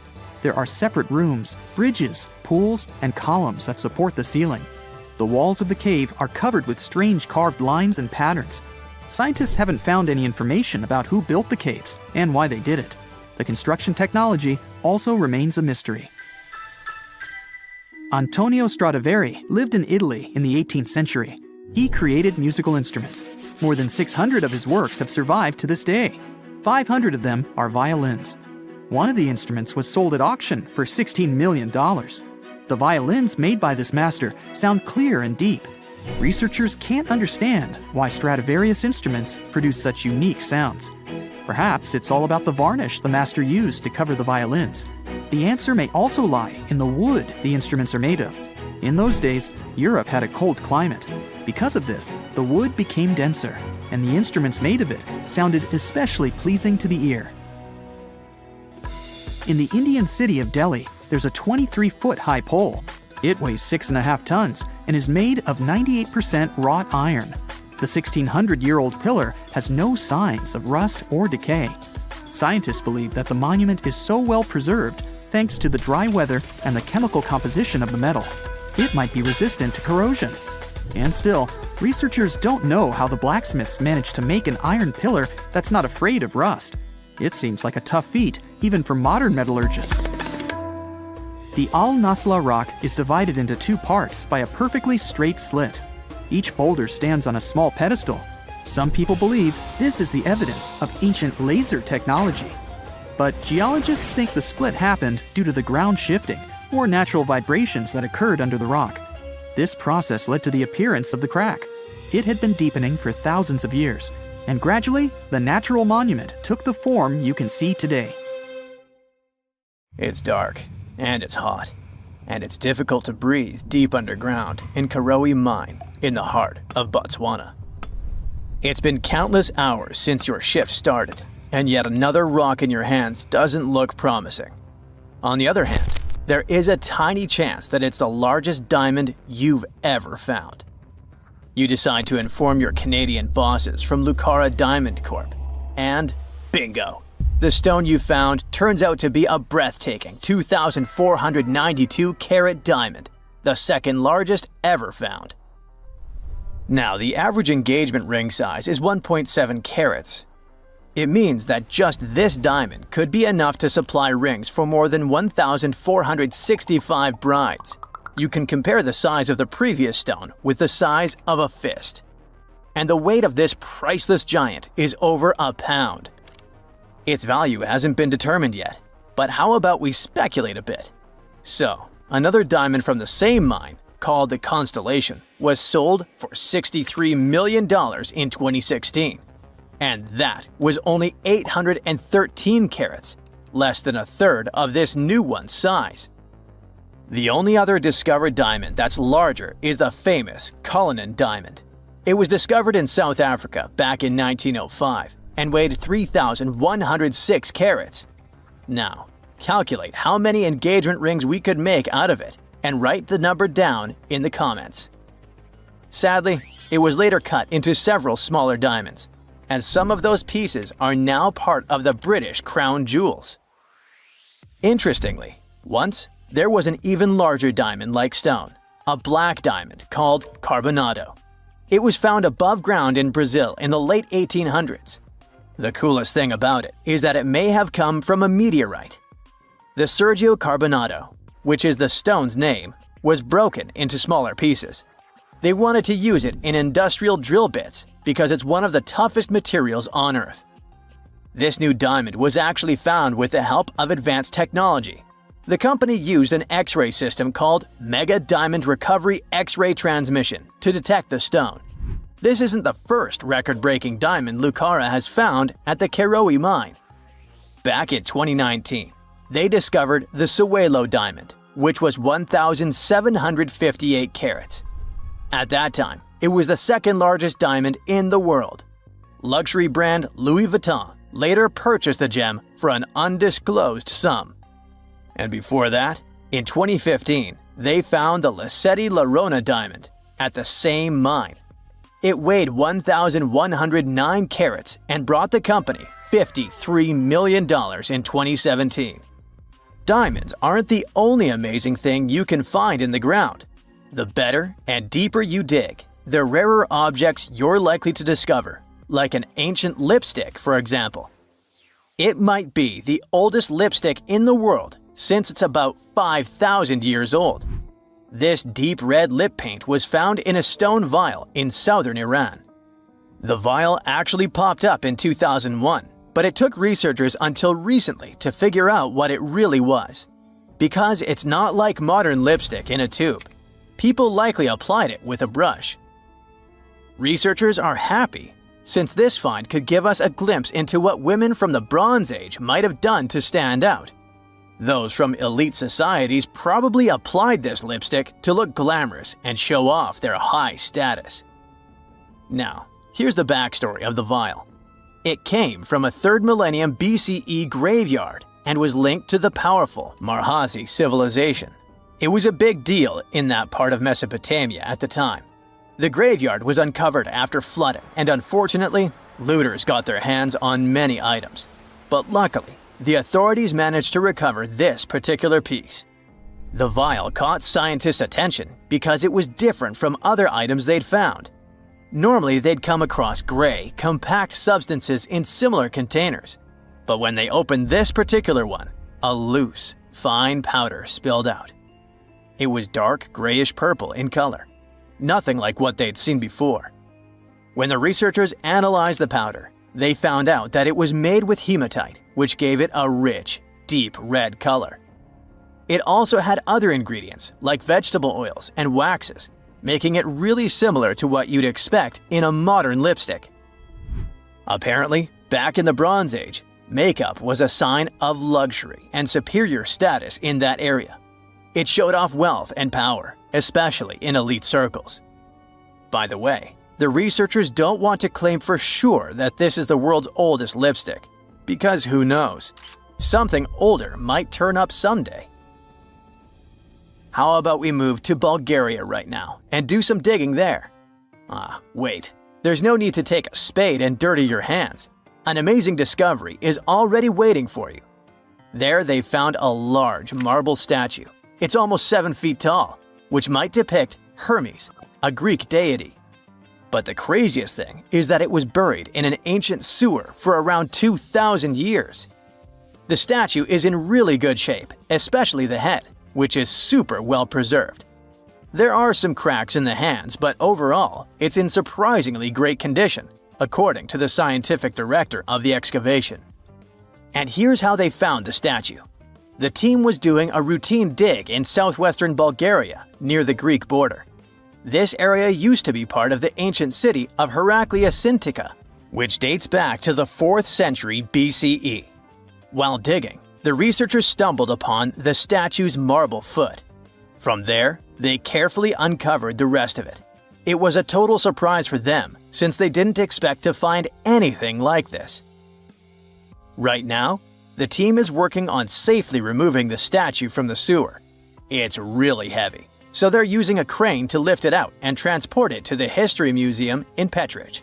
Once they restore and conserve it, the plan is to put it on display. Experts are very excited about this find. It could teach us more about the local culture in Archaeologists, which isn't a very well-known ancient site. Now, if you're dreaming of making discoveries like this one but don't have a degree, don't lose heart. Even an amateur can make a scientific breakthrough. For example, you could find a Roman dodecahedron. It's this weird, mysterious 12-sided metal object about the size of a grapefruit, and no one really knows what they're used for. Historians have been scratching their heads about these things for centuries. This particular dodecahedron was discovered last summer in a farmer's field near Norton Disney, about 35 miles southeast of Sheffield. A group of volunteers had already found Roman coins and brooches in the area, so they knew the field might hold more treasures. A geophysical survey had shown areas underground where the Earth's magnetic field was disturbed, hinting that something might have been hidden there. The team started digging trenches during a 2-week excavation. On the second to last day, in Trench 4, someone spotted the dodecahedron. Richard Parker, the group's secretary, was nearby making tea when he heard the shout. He said they were all shocked because they hadn't found much metal, and then, boom, that awesome artifact simply popped up. The extra cool thing about that dodecahedron was that it was complete, which is rare. Many others found before were broken or incomplete. Plus, it's larger than usual. Roman dodecahedrons can be as small as a golf ball, but this one is closer to a grapefruit. Now, the dodecahedron is on display at a local museum. So far, over 100 Roman dodecahedrons have been found in northwestern Europe, mostly in former Roman territories like the Gallo-Roman regions. They date back to somewhere between the 1st and 3rd centuries CE. Each one is a hollow metal shell, usually made of bronze. It has 12 faces, with differently sized holes on each face. Around the holes, there are concentric rings imprinted into the metal, and at every corner where the faces meet, there's a small stud. There's no writing on them, and nothing in Roman texts mentions them at all. That's why nobody knows what these dodecahedrons were for. There are loads of theories. They could have been toys, dice, mace heads, or even tools for measuring distances in Roman artillery. Some people even think they were used for knitting gloves or even figuring out dates using the stars. But most of those ideas don't really hold up, so the mystery remains. What is a boat doing in the middle of a desert? You would expect to find a seagoing vessel closer to shore. This is the question archaeologists had been asking for decades. In 1988, there was a storm near one of the most important archaeological sites in ancient Egypt. A wooden structure emerged from the sand. It was hollowed out by termites. Scientists were determined to solve its mystery. In 2000, they began excavating the site near Abydos, Abydos. An American team of experts soon discovered a boat that was 70 feet long, and it wasn't alone. In total, there were 14 boats neatly resting next to each other. It was impossible to completely dig out the boats because of their poor condition. Luckily, the wood was preserved enough to get a sample. Analyses revealed that the boats were around 5,000 years old, the oldest fleet in human history to this date. The time of their construction predates the pyramids at Giza by half a millennium. Each ship of the fleet rested in a vault that matched its dimensions. The room was roughly a third of the size of a tennis court. It had mud brick walls that featured more than 120 drawings of boats. Ancient Egyptians incised them on whitewashed walls that were excellently preserved. Scientists have known about these mysterious chambers for well over a century. 1901, 1902. A British archaeologist, Arthur Weigel, stumbled upon a strange structure west of the River Nile. His team caught a glimpse of the interior walls. Sadly, a section of the roof collapsed, so they had to call off further exploration. Researchers abandoned the site, but its location remained on the maps. The boat's position first led scientists to think that they rested on a bank of the mighty Nile. But there was a problem with this theory. Today, the river flows almost 7 miles west of Abydos. Further studies of the surrounding terrain showed the Nile didn't change its course throughout history. Also, if the boats floated near a dock, they would be in unstable positions. The 14 vessels at Abydos were perfectly parallel to each other. There was only one conclusion possible. Someone had deliberately placed them like that. They must have gone through a lot of effort. Each boat had enough room for up to 30 rowers. These vessels could really float. They weren't models, but scholars still don't know if they actually sailed any body of water in ancient Egypt. This doesn't diminish the importance of the find. Previously, archaeologists found only small-scale models. In King Tut's tomb alone, there were 35 boat models. For a long time, these figurines were the only clues as to how ancient Egyptian vessels looked like. The boat's design confirms that they were the real deal. They are the earliest surviving examples of something called built boats. Ancient people constructed primitive vessels by hollowing out large tree trunks. The alternative was reed that was tied together to form a raft. The boats at Abydos had planks tied together. This was a major breakthrough in shipbuilding. During their lifetime, the boats must have seemed impressive. Timber was a valuable commodity at the time. There was no wood in the desert. Cedar had to be imported from Lebanon. The only person who could afford such luxury was the pharaoh. Studying the area around the ancient fleet provided more answers. Scientists discovered a mud brick structure where Egyptians worshipped the pharaoh. Its approximate date of construction matches that of the wooden boats. The same bricks out of which this building was made were used to encase the fleet. At the time of their construction, the rooms they were stored in had a ceiling. That's the section that archaeologists stumbled upon in the early 20th century. Just like mummies and coffins, these marvelous ships rested inside splendid vaults. The exterior of these rooms was also impressive. The outer walls originally had a plaster of white limestone. It reflected sunlight. In the desert sun, the structure housing the boats must have shone from miles away. Ancient Egyptian builders used the same technique to cover the pyramids 500 years later. Today, their surface looks jagged, but it wasn't always like this. When they were constructed, the pyramids had a top layer of fine white limestone. Their surface was smooth and it gleamed in the sunlight. Instead of stairs, the outer layer of the pyramids was more of a sleek ramp. Archaeologists were left with one final question. Which pharaoh owned the fleet? The answer lay just a mile from the site. This is where the tomb of a pharaoh from the 5th dynasty rested, King Senwosret III. Its time and style of construction matched the ones of the chambers with boats. The very end of his rule might explain how the boats ended up in the middle of the desert. The pharaoh probably passed away in northern Egypt. Then his body was transported down the Nile to Abydos in a marvelous procession of decorated boats. The vessels were later lowered to chambers near the final resting place of their owner. This had a symbolic meaning. In the ancient Egyptians' belief system, ships played a key role. Their supreme deity was Ra. He traveled through the sky during the day in the form of the sun. At nighttime, he sailed through the netherworld in a solar boat. The pharaoh identified himself with Ra. That's why he needed boats in the afterlife. That was the only way to regenerate himself. Just as the sun rises every day above the horizon. This belief existed for thousands of years. The more famous Pharaoh Khufu also had a ship. Scientists found it in 1954 next to his pyramid at Giza. It is some 4 centuries younger than the fleet at Abydos. But Khufu's ship was almost 2 times longer. The Great Pyramid of Giza and King Tut's tomb are some of the most famous archaeological finds in Egypt. But there are many more secrets hiding beneath the endless sands of the Sahara Desert. Recently, 2020, archaeologists found a lost city there. They have labeled it as the most important discovery since King Tut's tomb, 1922. The city of Aten is some 3,000 years old. Historians hope it will give them a unique insight into the everyday life of ancient Egyptians. The famous archaeologist and Egyptologist Zahi Hawass proclaimed the site a lost golden city. Aten sits some 300 miles south of Egypt's capital, Cairo. It is close to the famous Valley of the Kings.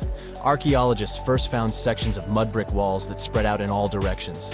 They discovered complete rooms with tools of everyday life inside.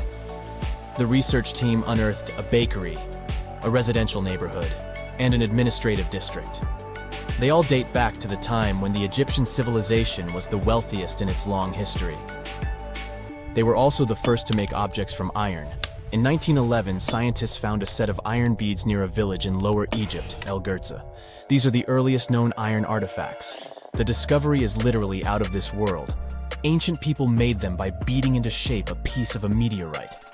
The 9 beads were once part of an ornate necklace. They are now blackened and corroded, which is perfectly normal for a piece of jewelry that is over 5,000 years old. They consist of an iron-nickel alloy. Researchers were impressed by the skill of ancient jewelers who processed the beads. Their craftsmanship is more impressive when you think that they didn't know the stellar origins of the material. The Great Pyramid of Giza also has a remarkable feature. An international research group investigated the electromagnetic response of the structure to radio waves. They found that the pyramid has the ability to concentrate electromagnetic energy inside it. This occurred inside its chambers as well as under the pyramid's base. It contains an underground, unfinished chamber. It seems that the electromagnetic response is connected with the properties of limestone, the Great Pyramid's main building material. The research results might have a practical application. The way solar cells and nanosensors function could be improved by this remarkable find. The first photograph was taken in 1826. Yeah, there I am, way in the background. I'm waving. From then on, we've had countless images taken all over the world. Back in the day, if you really wanted your portrait taken, you needed a painter to help you with it. You would have had to stand still for long periods of time, making sure the light was just right. And let's face it, those portraits weren't really as exact. Maybe you'd have asked for your eyes to be a bit brighter, or your lips a bit poutier. When it comes to famous people in ancient history, there's not much we can do in terms of photography. It's simple, there aren't any pictures or famous ancient people. We can try to imagine what they look like based on their paintings or on texts written about them by highly regarded scholars. Fortunately, more and more as years go by, this lack of knowledge will become a thing of the past. Enter forensic facial reconstruction. With the help of this amazing science branch, we can now have a better understanding of what ancient celebrities look like. But how are scientists able to do that, you might ask? Go ahead, ask. Turns out that a person's skull can tell a lot about their appearance. Everything from the brow bone to the distance between the eye sockets can showcase a realistic profile. Even the nasal chamber or the shape of one's chin can influence how your face will end up looking like. It's like the skull is a blueprint for the face. Using these bones, artists and forensic anthropologists can work together to reconstruct your appearance through the magic of forensic facial reconstruction. It's like real-life detective work, but with more clay and less drama. Now, I guess you're thinking, how correct can these reconstructions really be? Well, the finished product may not reflect all the details, sure. You can't tell a person's eye color or skin tone just by studying the skull. Facial hair is equally hard to tell. And if you have plump cheeks that make you look so cute, your skull will never tell the secret. But even with those limitations, facial reconstruction can still show us what someone in history may have looked like. The process itself is pretty cool. A trained sculptor works with a forensic anthropologist to figure out the skeletal features and build up the facial traits using clay. Anthropologists have to consider things like age, gender, ancestry, and any injuries or tooth loss.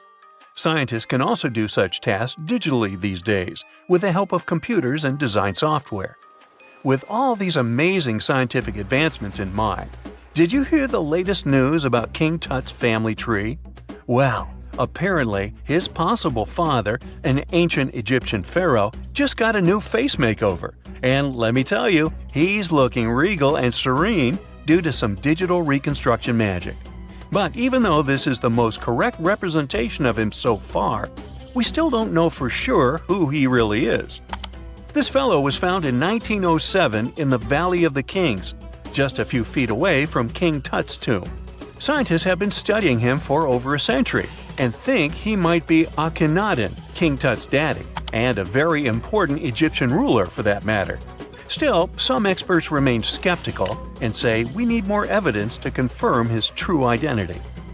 The reconstruction of this ancient pharaoh's face was a months-long project by a group of brilliant scientists in Sicily. They even brought in a 3D forensic artist from Brazil to help out. The new model is different from earlier ones because they wanted to focus on his facial features and not get distracted by his hair, jewelry, or other bling.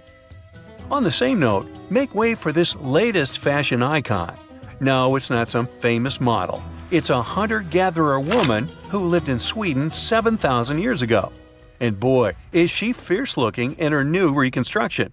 She's rocking a feather cape, a slate necklace, and a belt made from 130 animal teeth. Talk about being fashion-forward or backward. Plus, her dark skin is painted with white patterns, making her look like a true work of art. But don't be fooled by her stunning appearance. This woman was more than just a pretty face. She was buried upright in a location dating back to 5500 BCE to 4600 BCE, and her rich jewelry tells us that she was important in her local community. Thanks to the work of an archaeologist and sculptor, we can now see what this ancient woman looked like. They used a CT scan of her skull to piece together her face muscle by muscle, creating a unique expression. It's like making eye contact with the past. While we may never know for sure what her role was in her community, her intricate surroundings suggest that she held a special place for her people.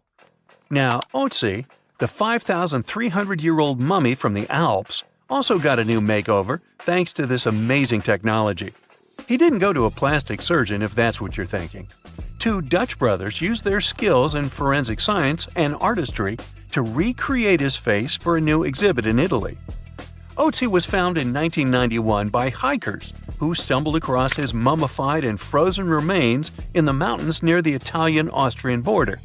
He's been around longer than Stonehenge or the Pyramids of Giza. And now, thanks to the two skillful brothers, we finally know what he looked like. They used 3D images of his skull to recreate his face. A photographer also documented the whole process for half a year. Earlier research shows he passed away from a wound caused by an arrow. He was left in a protected area high up in a cold glacier region, so his body was preserved in the snow. He is now safely kept in a refrigerated cell at the museum, which mimics the wet, cold glacial conditions that kept him preserved. They even have a unique cooling system that makes it possible for the mummy to be displayed. Otzi's last birthday was his 46th, which was a pretty ripe old age for his time. He was about 5 feet 3 inches tall and weighed around 110 pounds, so he was on the smaller side. But hey, size doesn't matter when you've been around for over 5,000 years. King Henry VII got a digital makeover as well, and boy does he look good. A graphic artist used a mask of Henry VII's dating from 1509 to create an impressive and realistic reconstruction. Why a mask, you might wonder? Well, before photography, people used wax masks to preserve someone's likeness more accurately than paintings or illustrations. And let me tell you, the restoration of this Henry was a game changer. Henry VII was the King of England from 1485 to 1509. A depiction of him, which can be found at Westminster Abbey, was already lifelike, but the new digital reconstruction takes it a step further. It took the team behind it about 2 months to complete, using a combination of software, custom algorithms, and really tedious image adjustments that were done manually. The project started with a high-resolution image of the mask, which was then used to create a 3D model of the subject's face. From there, the lighting was designed. Lastly, facial markings and hair were added. But what's even more fun is that a beard was added to Henry VII's face too, since men during that era were commonly bearded, wore a beard. We'll never know for sure if he was bearded or not, but it's a hilarious touch that adds to the character of the reconstruction. The same team has also created facial reconstructions of other historical figures, like Mary Queen of Scots or Oliver Cromwell. These masks are like secret passages to another time, if you think about it. It's amazing how technology can take us back thousands of years to see faces we've only imagined. And who knows, maybe in a few hundred years, someone will recreate our faces from a selfie we took. 1,000 years ago, near modern-day St. Louis, Missouri, there was a vibrant, bustling city called Cahokia. It was a Native American city, the largest and most influential one in Mississippian culture. At its peak, around 1050 BCE, Cahokia was home to as many as 30,000 people, making it larger than Paris at the time.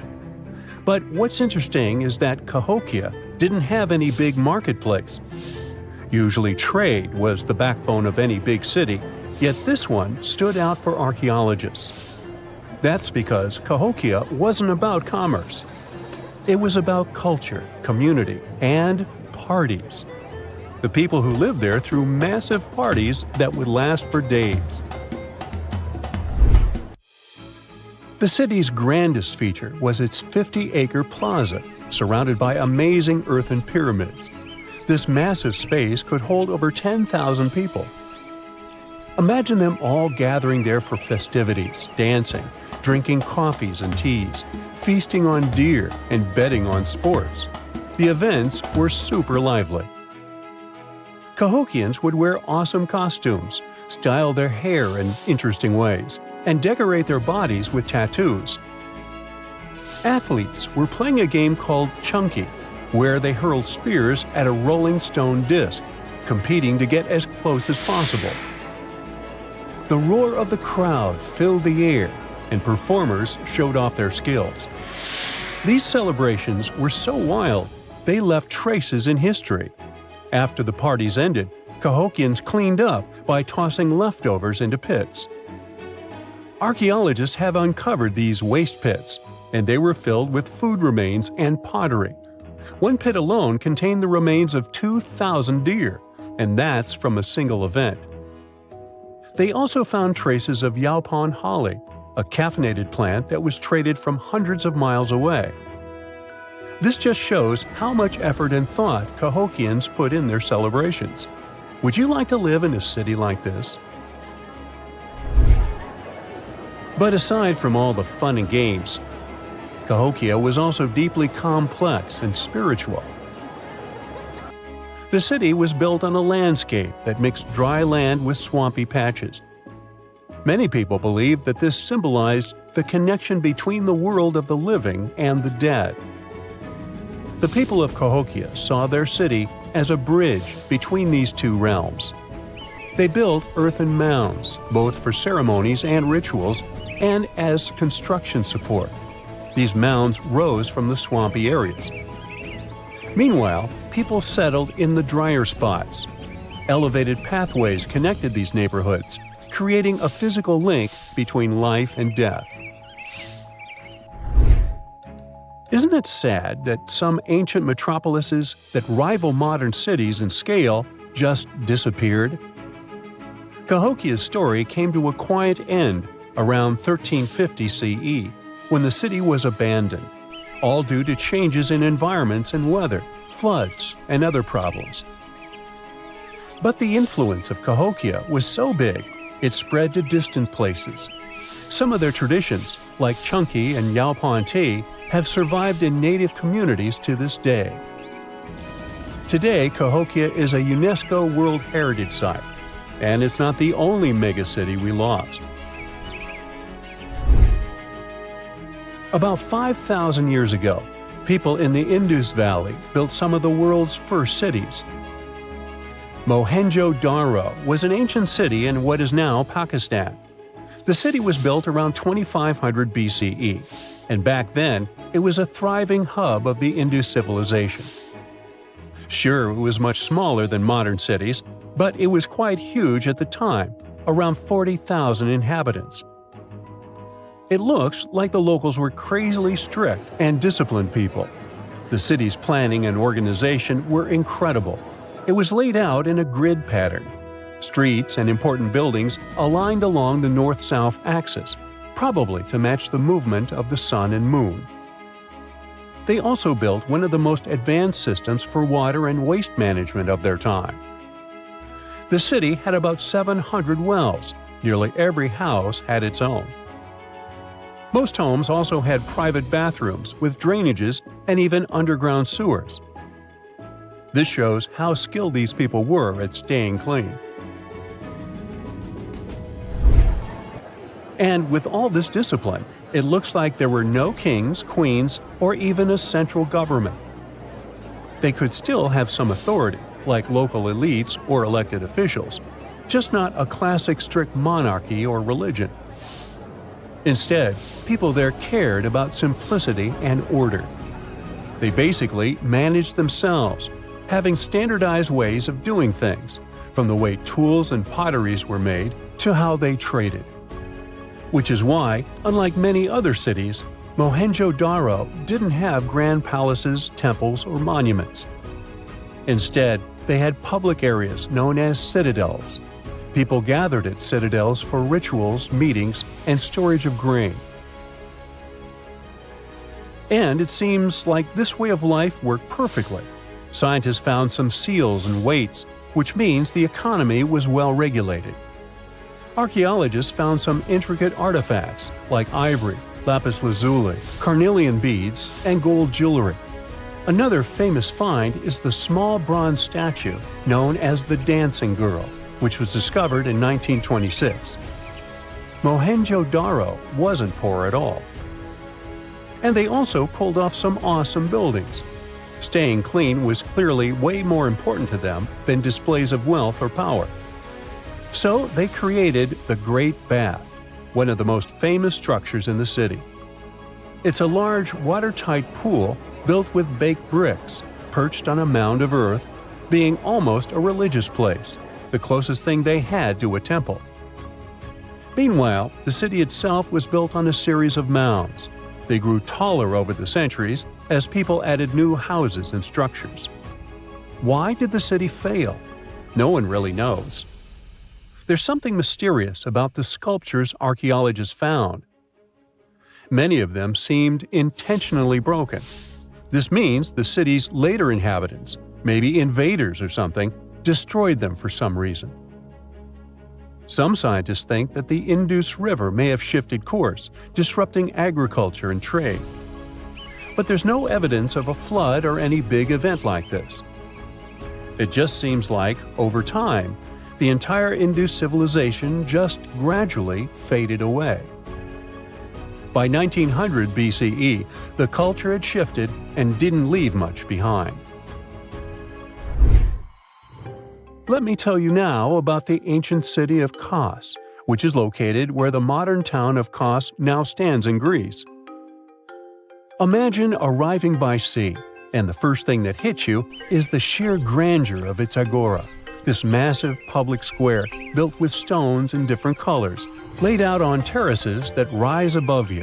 It was one of the biggest in the ancient world, and it made a great impression on anyone approaching the city.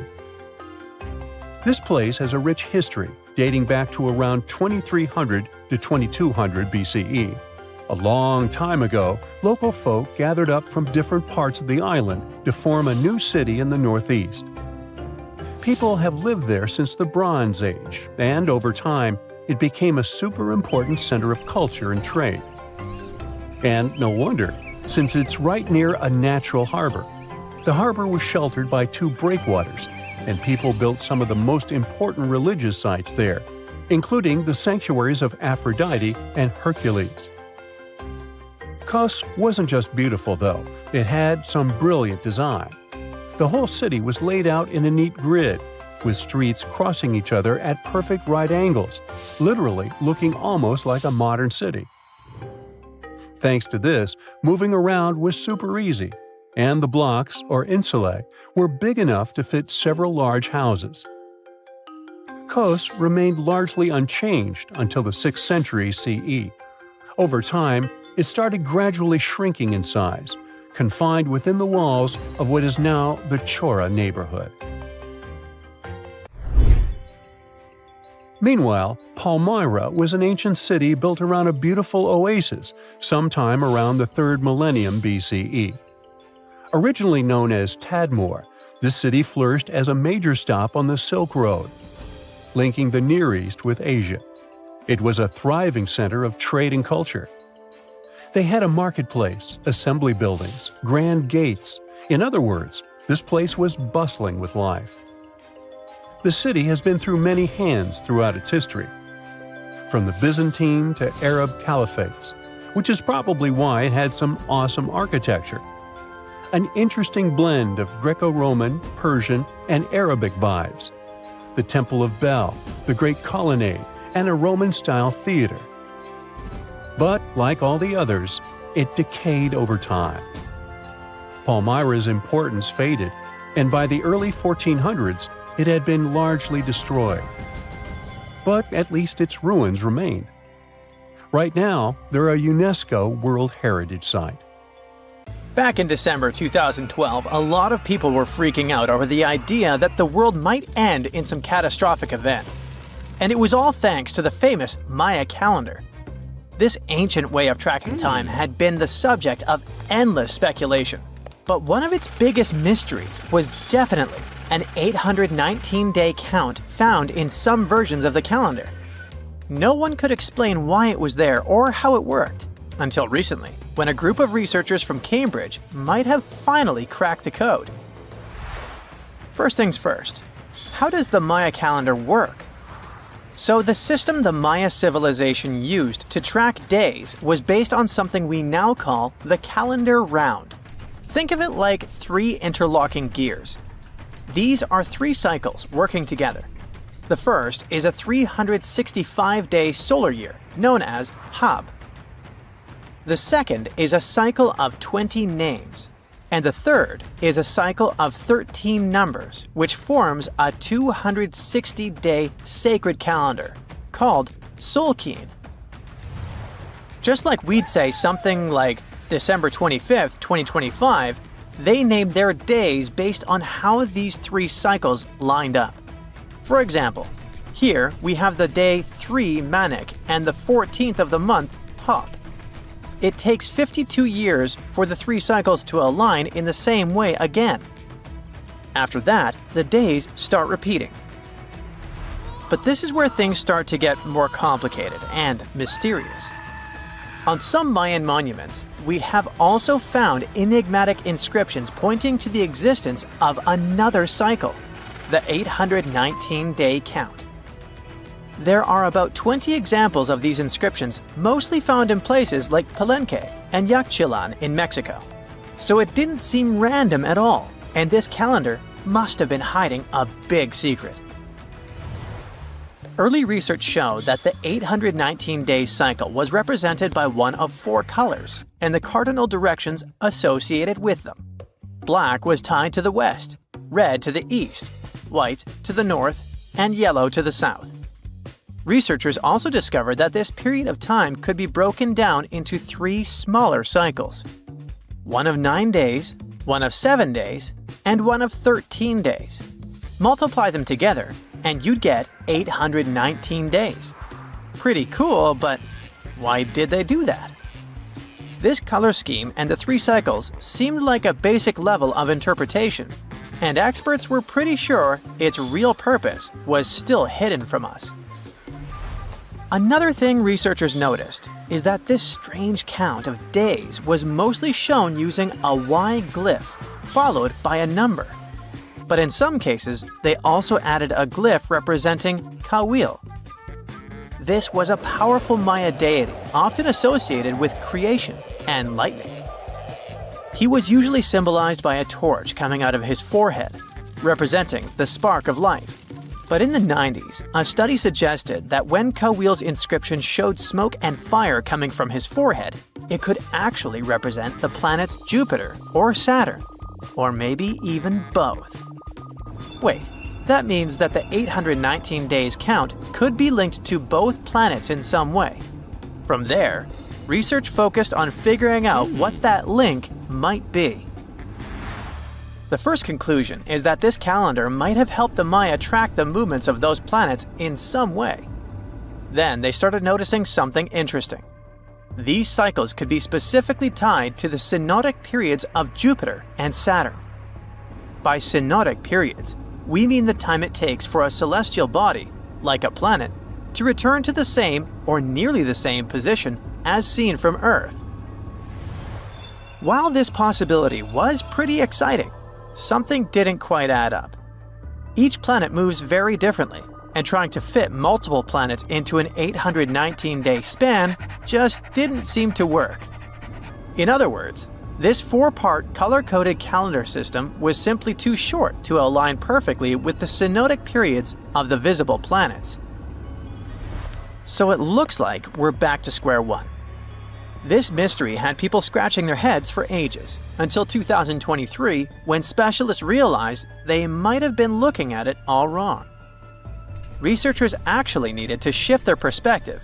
Instead of seeing this system as 819 days, they needed to consider the number as representing timelines.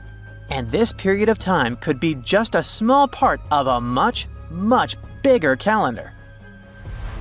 You see, as we said earlier, this cycle seemed to track the period when a planet became visible to people on Earth. To prove that these 819 cycles were timelines, not actual days, researchers needed a planet that could serve as a starting point to back up their theory. In this case, it was Mercury. And there's a pretty simple reason for that. Mercury's synodic period is 117 days, which fits perfectly into the calendar count. I mean, if you take 1819 and divide by 117, you get the number 7. So, Mercury is the only visible planet whose synodic cycle fits neatly into this period as whole numbers. Perfect. Now they had a solid starting point. From there, they needed to expand the calendar by increasing its length to 20 periods of 819 days. Suddenly, a pattern emerges. And just like that, all the synodic cycles of the planets fit perfectly into the system. For example, Saturn's synodic period from 378 days lines up perfectly after 6 819-day cycles. Venus aligns every 5 cycles. Jupiter every 19 cycles. And Mars, which takes the longest, needs 20 cycles. In other words, it takes about 45 years for Mars to align with the synodic periods of all visible planets. So, this is how researchers determined that the ancient civilization wasn't referring to days, but rather to timelines. The Maya astronomers came up with this count as part of a larger calendar system of 20 periods. But then a question comes up. Why was studying the synodic period so important to the Maya? Well, we don't have super specific answers about this mysterious calendar yet. But what we can say for sure is that the Maya truly believed in the powerful influence of the cosmos on daily life. So maybe they wanted to analyze how the movements of all the visible planets lined up with their other calendars.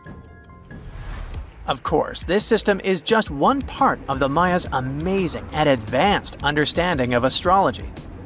And it wasn't just about using astrological cycles for planting and harvesting. They also had crazy specific knowledge, like how to predict solar eclipses. Archaeologists believe the Maya connection to the stars is reflected in the ruins of their world. Take the famous pyramid in the ancient city of Chichen Itza, located in Mexico's Yucatan Peninsula. If you look closely at the base of its staircase, you will see a snake's head carved in stone. But here's the coolest part. During the spring and fall equinoxes, when day and night are exactly the same length, the sun casts sharp, triangular shadows on the staircase. It creates the illusion of a snake slithering down the steps. Another example of how they use their knowledge of astronomy in their temples is in Tikal, Guatemala. Built around year 1 of the Common Era, this pyramid is considered one of the Maya's earliest astronomical complexes.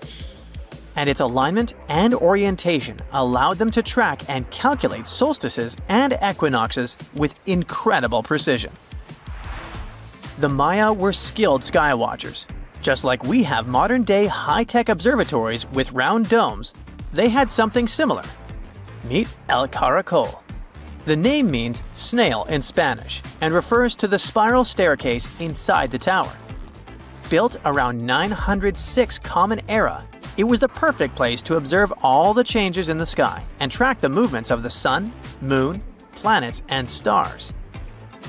Unlike us today, with our telescopes, satellites, and advanced tools, the Maya relied entirely on naked eye observation, and that makes their achievements even more incredible. Ooh, so check this out. Researchers just found some super old footprints from a family of extinct humans, like we're talking 300,000 years ago. The prints belong to a group of Homo heidelbergensis. Ooh, that's a tough one, but I nailed it. So those dudes were pretty advanced for their time. They were building homes and hunting big animals. But unfortunately, they couldn't handle climate change and disappeared about 28,000 years ago. No, they weren't sissies, trust me. The weather was really tough back then, and they couldn't just go grab a down jacket like you do. So, the University of Tübingen crew made the discovery in Germany, where they found the perfectly preserved prints in a forest by a lake. Apparently, elephants, rhinos, and other critters used to come relax by the lake, and so did this Heidelberg family. The scientists believe they were probably just a family outing rather than a group of adult hunters, since there were little kid footprints too. And depending on the season, they could munch on plants, fruits, leaves, shoots, and mushrooms around the lake. Experts even found tracks from an extinct elephant species that used to weigh up to 13 tons. Now, can you imagine seeing one of those in person? Just so you know, 13 tons is about 45 times as heavy as a pig. Oink. They were digging around in Schöningen when they stumbled upon some elephant tracks that were 21 inches long. That's like the length of a really big ruler. They even found wood fragments in the ruts that the elephants had left behind. But wait, there's more. They also found a rhino print from the Pleistocene era, which is pretty wild. It's the first time they found a footprint from this particular species in Europe. Who knew rhinos had such big feet? Except those whom the rhino stepped on. Meanwhile, over in New Mexico, some British and American archaeologists found some ancient human footprints that date back 23,000 years.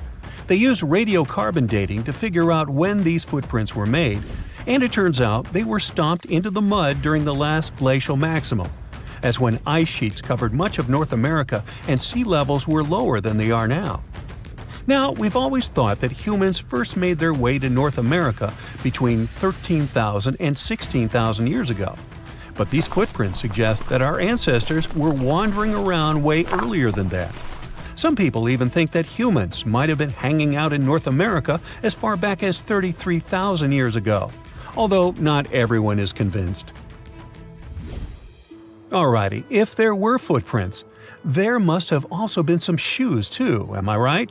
Well, researchers may not have found signature Gucci loafers, even though they've been around since 1953, but they did find a cave in Armenia full of ancient artifacts from the Copper Age.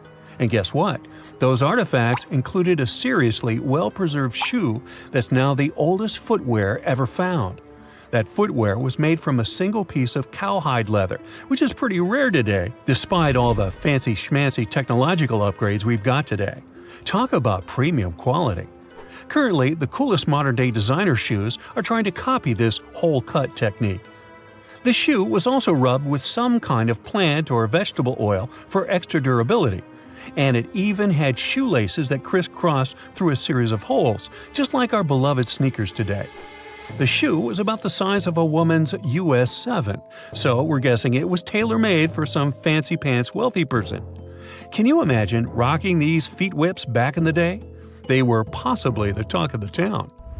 Now, since we're talking about shoes, have you ever had that gross feeling when you step in something sticky? Especially if you're wearing a brand new pair of white sneakers? No, not what you're thinking. I'm talking about chewing gum. It's a total buzzkill to have it stuck to your shoe. A super cool British archaeology student named Sarah Pickett found a 5,000-year-old piece of Neolithic chewing gum made from birch bark tar while on a dig in Finland. It even had tooth marks in it. Who knew our ancestors were into chewing gum too? Apparently, birch bark tar has antiseptic properties, so it's believed that Neolithic peeps chewed it to help treat mouth and gum infections. So it looks like people have been spitting out gum since the beginning of time. Ah, what a tradition. Prehistoric designers had way more than just shoes to offer to prehistoric fashionistas. You're not going to find such a statement piece in the mass market, and I'm not sure about high-end boutiques either. Yep, it's supposedly the oldest purse ever found, and yep, those are dog teeth used as decorations for a handbag. According to one of the archaeologists, these teeth were all the rage back in 2500 BCE. People were putting them on everything, from clothes to jewelry. But this particular handbag was something special. It had over a dozen sets of teeth and was super fancy, which means whoever owned it was perhaps a VIP. Unfortunately, the purse itself didn't survive the test of time. All that's left are these teeth, pointing in the same direction and looking like a modern-day handbag flap. It must have been truly chic back in the day, but it's a good thing we've moved on to more humane materials for our accessories. Did you hear about the dino-sized discovery on Yorkshire's coast? Yep, sometimes scientists discover not human footprints, but dino footprints. This time, they found a record-breaking dinosaur print that could have been left by a predator taking a break 166 million years ago. Can you imagine a T-Rex lounging on the beach with a smoothie in hand? This 3-foot-long fossil, spotted in Burniston Bay near Scarborough, is the largest ever discovered in the region. The team of researchers who studied the track concluded that it was made by a giant carnivore like a megalosaurus. That's one big and hungry dino. The footprint is the largest made by a theropod, which is a group of bipedal dinosaurs that includes the infamous Tyrannosaurus rex. So, we're talking about some seriously big and scary creatures here. A paleontologist from the University of Manchester said the discovery had shed new light on the behavior of these carnivorous giants. Apparently, features of the footprint suggest that this large predator was squatting down before standing up. Maybe it was doing some yoga or taking a bathroom break. Who knows? Another archaeologist, Marie Woods, stumbled across the print while collecting shellfish on the shore. She said she couldn't believe what she was looking at. I mean, who would expect to find a giant dinosaur print while picking up some clams? It's lucky that Ms. Woods and Rob Taylor, a local fossil collector, rescued the fragile print from the shoreline. Experts warned that it was at risk of being lost to erosion or landslides.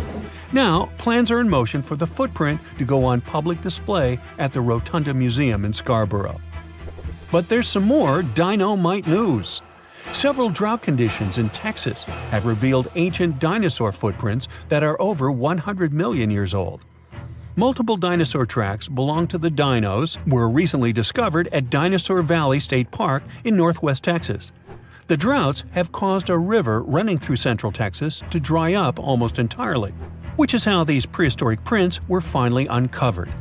This guy was a real beast, measuring 15 feet and weighing in at 7 tons. It used to roam the area over 113 million years ago, according to the state park. About 60 prints from this dino have been revealed due to the drought, with an estimated 140 tracks from the dinosaur in total. But that's not all. Prints from Sauroposeidon were also discovered. This creature was a massive 66 feet long and weighed about 48 tons when fully matured. Experts believe that the Acrocanthosaurus preyed on Sauroposeidon, which explains why their prints were found together. There's a weird thing though. Sauroposeidon was bigger than Acrocanthosaurus. Can any professors please explain to me why the smaller dude would munch on the bigger one? Over millions of years, our planet has changed a lot.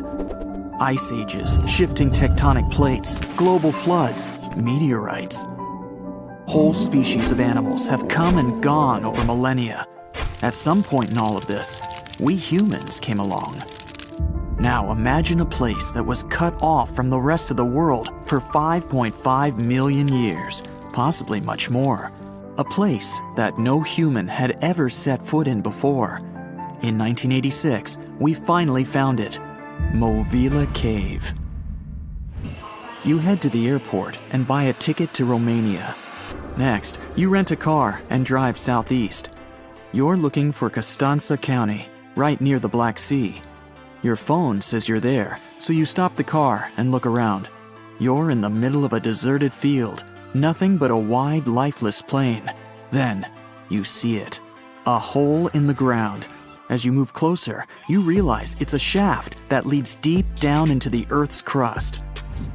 Before you descend into the darkness, you take a rope, a hard hat, a powerful flashlight, and an oxygen tank. Don't forget to wear your protective suit and oxygen mask. You climb down slowly and look around. It's pitch dark below you, and you feel a little uneasy. But something's off. The darkness.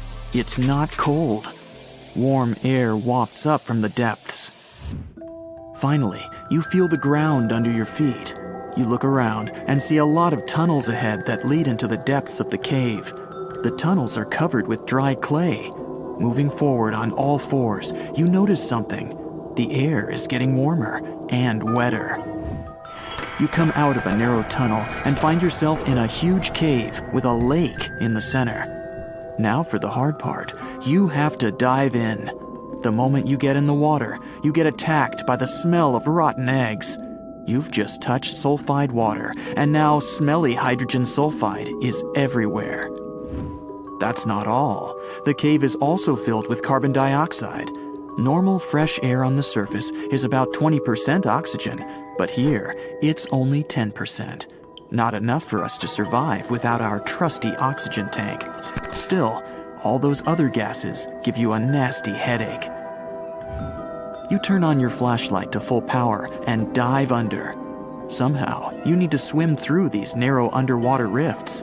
There are a lot of them. It looks like an underwater maze. You're a little worried, but your O2 tank is still pretty full. You squeeze through the rifts and finally find an open area. You freeze. From above, below, from all sides, you start to hear the sound of crawling creatures. The flashlight beam catches thousands of slippery, fast insects. This cave contains 48 species, 33 of which are completely new to us. Strange white snails crawl along the walls, and transparent shrimps, even small leeches, swim in the water. White centipedes with huge whiskers and transparent spiders shuffle around under your feet. There are even 2 species of scorpion, as if you weren't scared enough. Water scorpions, and another kind, as yet unidentified. It's not exactly your typical desert scorpion. Actually, nothing around here looks normal. All the creatures here are white or transparent. They don't have eyes, just long legs and whisker antennas that help them navigate in the watery darkness. It's a sci-fi director's paradise. You couldn't make this stuff up. The deeper you go into the cave, the less oxygen there is. Amazingly, there are even more small monsters running around. The air is all methane and carbon dioxide. These bizarre little things have never seen the sun, never been out of this cave. The spiders, scorpions, and leeches get hungry, right? They feed on smaller creatures, snails and worms. But what do the smallest creatures eat? Just then, you notice something very strange on the surface of the water. There's a gross white substance that looks like foam. You touch it carefully. It's like wet toilet paper, and it tears as soon as you touch it. But it's not foam or paper. It's billions of living organisms, bacteria, called autotrophs. These bacteria make food from carbon dioxide, but they don't make it from the air like plants or trees. They use water. It's called chemosynthesis. These tiny bacteria excrete their unused food, and bigger ones come along and eat it. Then the tiny snails and worms eat the big bacteria. A whole wacky, unique food cycle deep underground in a random cave in Romania. That's why you need that protective suit and mask. It's not just for your comfort and safety. Without the suit, you might accidentally leave behind some human bacteria from your skin or something. It could ruin the delicate balance of life in this underwater world. The underwater cave is too small and dangerous for expensive scientific equipment, so you grab a couple of samples of water, land, and air and get out of there as fast as possible. The cave hasn't been fully explored yet. The Romanian authorities don't allow just anyone to scuba dive on down there. Let's see in a few years. Who knows what else they'll find? You're back at your fancy lab, and you start to understand why that cave is such a big deal. The conditions in Mobile are almost the same as in the first years of Earth's existence. Back then, our world was shielded from the sun by a dense atmosphere. It's actually possible that the microbes found in the cave are the same ones that were around way back when life began. These bacteria could turn out to be incredibly useful. They oxidize the dangerous gases, methane, and carbon dioxide. Basically, they make them harmless. Thanks, little guys. Mobile Cave isn't the only extreme place on Earth where life still finds a way to survive and thrive. Picture the Eiffel Tower in Paris. Now imagine 10 of them on top of each other. Now imagine drilling down that deep. Got it?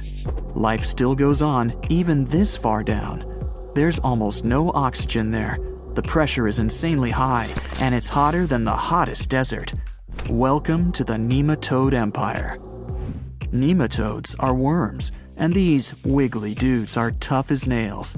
When there's no air, no food, or it's just too hot, they transform. It's called the Dower stage. It's a state of stasis, of deep hibernation.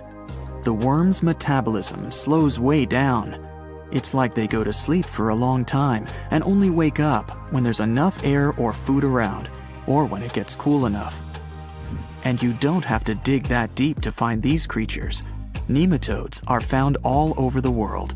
They live in hot springs, in deserts, high up in the mountains, in the harsh cold of Antarctica, inside animals, and even inside the human body. You don't have to travel to Mars to find out of this world scenery. There are places on Earth that look unreal. The Danakil Depression in Ethiopia is one of the hottest, driest, and most inaccessible places anywhere on Earth. It's a large desert that gets almost no rain, but there's still plenty of liquid around. It sits on 2 active volcanoes, so liquid hot magma often flows up from under the Earth's crust. There are also colorful lakes full of acidic water. The salt from the lakes reacts with volcanic minerals, making bizarre figures that look like the backdrop of a sci-fi movie. Toxic gases and chlorine vapors rise up from the lakes, making it one of the most dangerous places on Earth. You need a gas mask to survive, but life always finds a way. There are living things here, even in a lake so hot that the acidic water actually boils. Microbes live happily in the lakes and surrounding rocks. If something can survive here, who knows? You can find another tough survivor in the Lut Desert in Iran. They've just discovered a new and special kind of crustacean there. These creatures live in small lakes that appear from time to time thanks to desert rains. This species can survive for decades in dry sediments, just waiting for a tiny bit of water. So these are all very small life forms, but are you in the mood for some monsters? Scientists have just discovered them swimming in the waters off Antarctica. Massive sea spiders, huge starfish, transparent shrimp-like things. In 1 month, researchers found about 30,000 sea creatures, many of them never seen before. Who knows what else is down there? This hidden village is called Aogashima. It's located right in the middle of a volcanic crater. You can find it to the south of Japan, in northernmost Micronesia.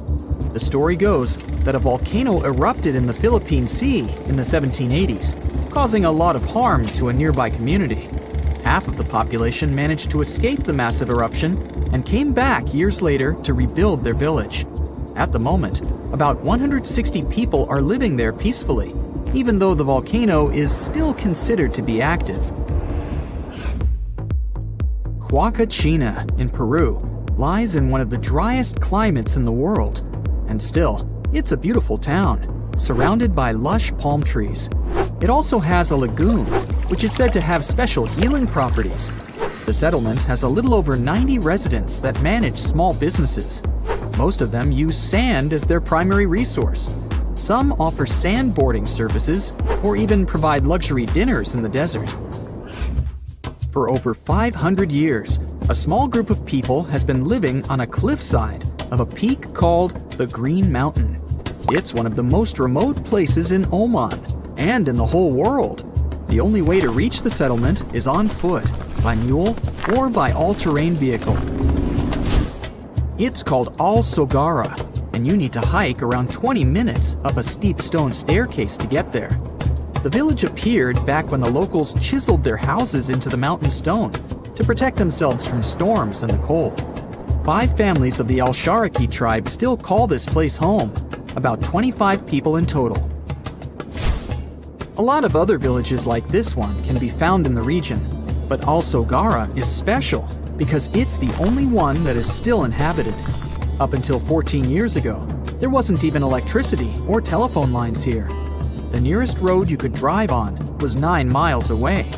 Since there were no schools, people had to learn how to read and write at home from their elders. To this day, the villagers continue their traditional practice of building their homes by carving them directly into the mountain rock. One of the most beautiful Greek gems is Monemvasia, a castle town located in southeastern Peloponnese. It was designed to be invisible from the mainland for added protection. You can only see it from the sea. And And to reach it, you need to follow a narrow pathway that connects it to the mainland.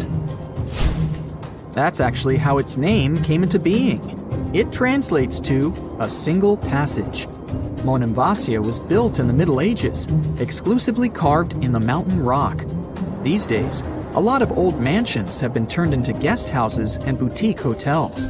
Not only is the architecture amazing and beautifully preserved, but it's also surrounded by crystal clear waters.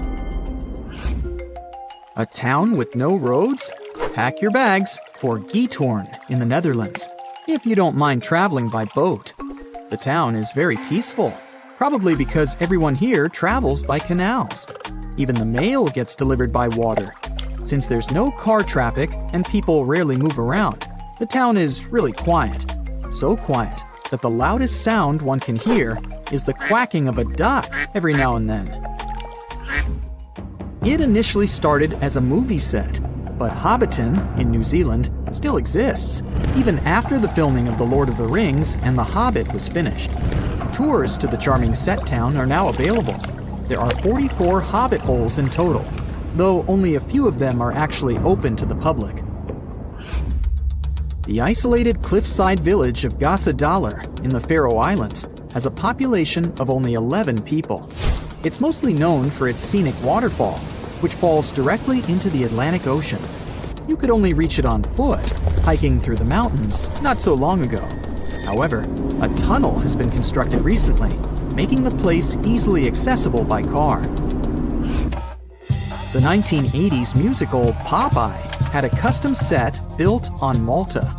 It wasn't taken down after the filming had been finished, and Popeye Village is now home to groups of beautifully colored wooden buildings and a company of actors. There's a lot of fun stuff to do there, like watch theater shows, go on boat rides, visit museums, or simply explore the creative village. The oldest and most photographed village in Austria is called Hallstatt. It's a hidden European gem with beautifully preserved old buildings and a subterranean salt lake. It's also home to a museum with artifacts as old as 7,000 years and the world's oldest salt mine. Fort Bortange in the Netherlands is a small establishment shaped like a star. Creative parts aside, it was built this way for defensive purposes. It gave the guards of the fort a strategic advantage because they had a perfect 360-degree view. These days, the construction is perfectly preserved, including its old buildings, cobblestone streets, wooden windmills, and sophisticated bridges. In Morocco, there's a traditional earthen village made entirely from clay bricks. You can find it in a valley close to the Atlas Mountains, 32 miles from the capital of Morocco. Merchants who followed the trans-Saharan trade route went through this town, carrying spices and gold. As the trade route became less and less popular, many of these fortresses were abandoned and are now preserved relics. It's one of the best places for skiing in the world, but it's still hidden from the public. No wonder the locals call it the secret side of the valley. Located in Austria, the tiny village of Varth has only a couple hundred inhabitants. Not only is it the snowiest village on Earth, but it also has access to one of the biggest ski slopes in the world. Its popularity increased a bit in 2013 when the construction of a high-speed road was completed nearby. Pirano in Italy is one of the most colorful islands in the world. Because of its vibrant colors, it almost looks tropical. It features emerald green waters, beautiful houses, and a 17th century bell tower. Its lace-making tradition brought Leonardo da Vinci to the island back in the 1400s. He bought a piece of cloth there and later used it for the design of the famous Dome of Milan. If you have a UK passport, you must be familiar with the beautiful small town of Bibury, as its scenery is featured in your ID. It's surely one of the most charming towns in Europe, as it's made up of stone buildings standing on the River Colne. The image in the UK passports is that of Arlington Row, a line of weavers' cottages that date back to the 14th century. The town of Coober Pedy in Australia is partially underground. It all began back in 1915 when opal deposits were found in the area. To this day, the town is still the biggest opal mine in the world. People living there figured out that it would be more comfortable for them to stick to the underground, as the temperatures outside can reach 125 degrees Fahrenheit. So, the settlement now has underground stores and galleries. Cooper Pedy is also home to the world's first 4-star underground hotel. To visit the most remote location in the whole world, you'll need to prepare yourself for quite a journey. If you're traveling from the United States, for example, the easiest route is a 15-hour-long flight to Cape Town, South Africa, followed by a 6-day boat ride. Only after that will you reach Tristan da Cunha. Or you can take a month-long cruise across the South Atlantic Ocean, whatever works better for you. Planning in advance is a must, since there are only 9 boat trips to the island yearly. The island itself is just 7 miles long. Sitting right in the middle of the South Atlantic Ocean, it covers a mere 37.8 square miles.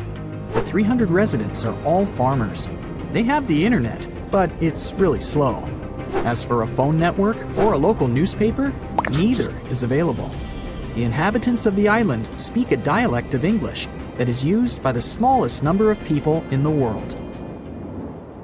We've all been afraid of the dark at some point in our lives, haven't we? I mean, do you remember getting tucked into bed by your mom or dad after they read you some scary fairy tale with monsters and dragons or even dinosaurs? But just as your parents were about to turn the lights off and silently step out of your room, you remembered. What if there was something hiding under your bed? Or worse, what if some spooky creature was stuck somewhere in the closet? You could probably get up and check, but it was too dark out there.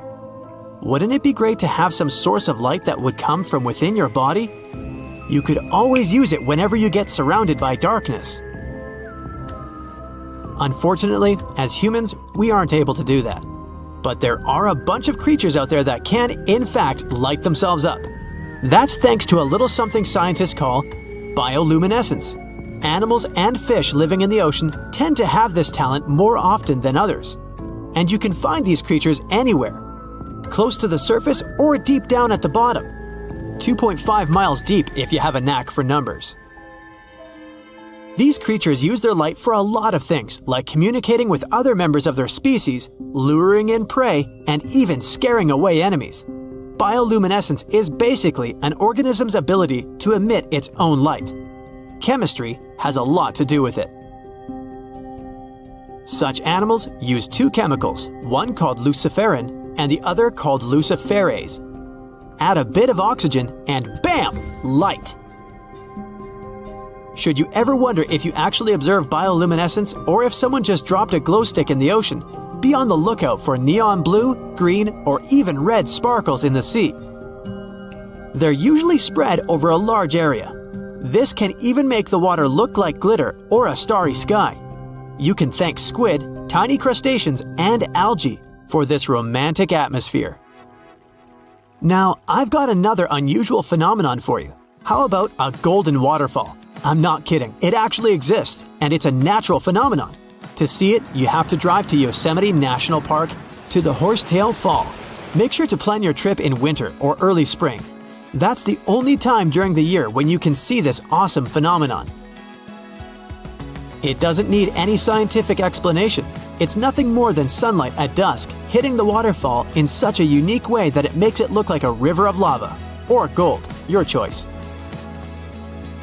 That's the reason why during this time of year, the Horsetail Fall is also named the Fire Fall. Unfortunately, this phenomenon is becoming less and less visible within the years, mostly because of drought and other issues connecting with the melting of snow. So, should you ever decide to visit, keep an eye on the waterfall since the effect is very brief. Ever heard of a dirty thunderstorm? It's also called volcanic lightning. Apparently, specialists looking into the phenomenon have yet to fully grasp what it is. When a regular thunderstorm happens, particles with positive and negative charges collide, hence the giant spark we call lightning. It also makes a lot of noise, which you can recognize as thunder. But when a volcano is erupting, some of the volcanic ash particles get electrically charged, and while getting projected into the air with a huge force, they collide and cause electrical discharges. This whole process makes it look like there's lightning coming from the volcano itself. Imagine all that ash, gas, and smoke coming from the crater, and then add some electricity to the mix. It'll make the whole picture look really bizarre. No wonder this phenomenon is called the dirty thunderstorm. Now, how about clouds that look like waves? Those are called asperitas clouds, and they're actually quite close to the ground, unlike your regular day-to-day clouds. The name comes from the word aspero, which in Latin translates to rough or uneven. On rare occasion, you may spot such clouds when the weather is calm, but they're mostly associated with thunderstorms. These clouds appear during unstable atmospheric conditions, and surprisingly, they don't produce rain. Even though they do resemble dark storm-like clouds, they also create random patterns, tricking your eyes into thinking you're looking at the surface of the sea from under the water. Another impressive kind of cloud is called mammatus clouds. What makes them so special is a series of bulges emerging from the base of each cloud. One such cloud enters a level in the atmosphere where the wind direction changes. You can see these wave-like patterns in the sky. Australia is the place for you if you like surfing, but not all the waves you can catch there are made of water. Near a town called Haydn, there's a mysterious wave made out of rocks. This granite formation supposedly dates back to 2.63 billion years ago. That's way before dinosaurs started hanging around the planet. Standing at 49 feet high and 360 feet long, the wave was formed as a result of two processes: weathering and erosion. There's softer sediment at the base of the wave rock, which was chemically weathered by groundwater. Winds and rain did the rest of the job, causing the erosion of the rest of the formation. Its red, yellow, and gray stripes are made of iron hydroxide, carbonates, and other chemical compounds that were washed down by the rain. You've made it to Australia, so stick around a bit more. There's one more location here that seems unreal. You'll need to fly over this one, however, if you want the best picture. In the western part of the country, surrounded by green woodlands, there's a series of lakes. They're all a staggering shade of bright pink. Out of them all, the most famous is Lake Hillier, a 2,000-foot-long reservoir. It's surrounded by both sand and a forest of eucalyptus trees. This makes the cartoon-like hue of the lake stand out even more. One of the many theories explaining the color of these mysterious lakes is connected with algae. These algae appear to gather high levels of a substance called beta-carotene, which has a red-orange pigment in it. Another explanation involves haloarchaea. Those are microorganisms that sometimes look red. Even if you don't enjoy flying, the lakes are great for taking a swim. They're not toxic, even though they have loads of salt in them. This means you'll be able to stay afloat easily, and the water won't damage your swimsuit. During winter up north in Canada, a bizarre phenomenon happens at Lake Abraham in Alberta. Underneath the frozen surface, you can spot some weird objects that look like frozen jellyfish. It's definitely not the case, as these creepy formations are just frozen methane bubbles. Those are pockets of gas that were trapped underwater and got stuck there after the lake had frozen. They appear when leaves and grass fall into the water and bacteria digest them. This process transforms them into methane. This phenomenon is as beautiful and strange as it is dangerous. The pockets of methane can easily become highly flammable. When the temperatures rise during the spring, the ice melts and these bubbles start popping and fizzing. It's a spectacular sight to observe. Picture a lake filled with soda. Remember not to bring any source of fire. It can be very dangerous for visitors. You can check out these types of lakes all across Canada's Banff National Park. Nature often tends to make its own music. Just listen to the sound of crickets at night or the soothing noise of a waterfall.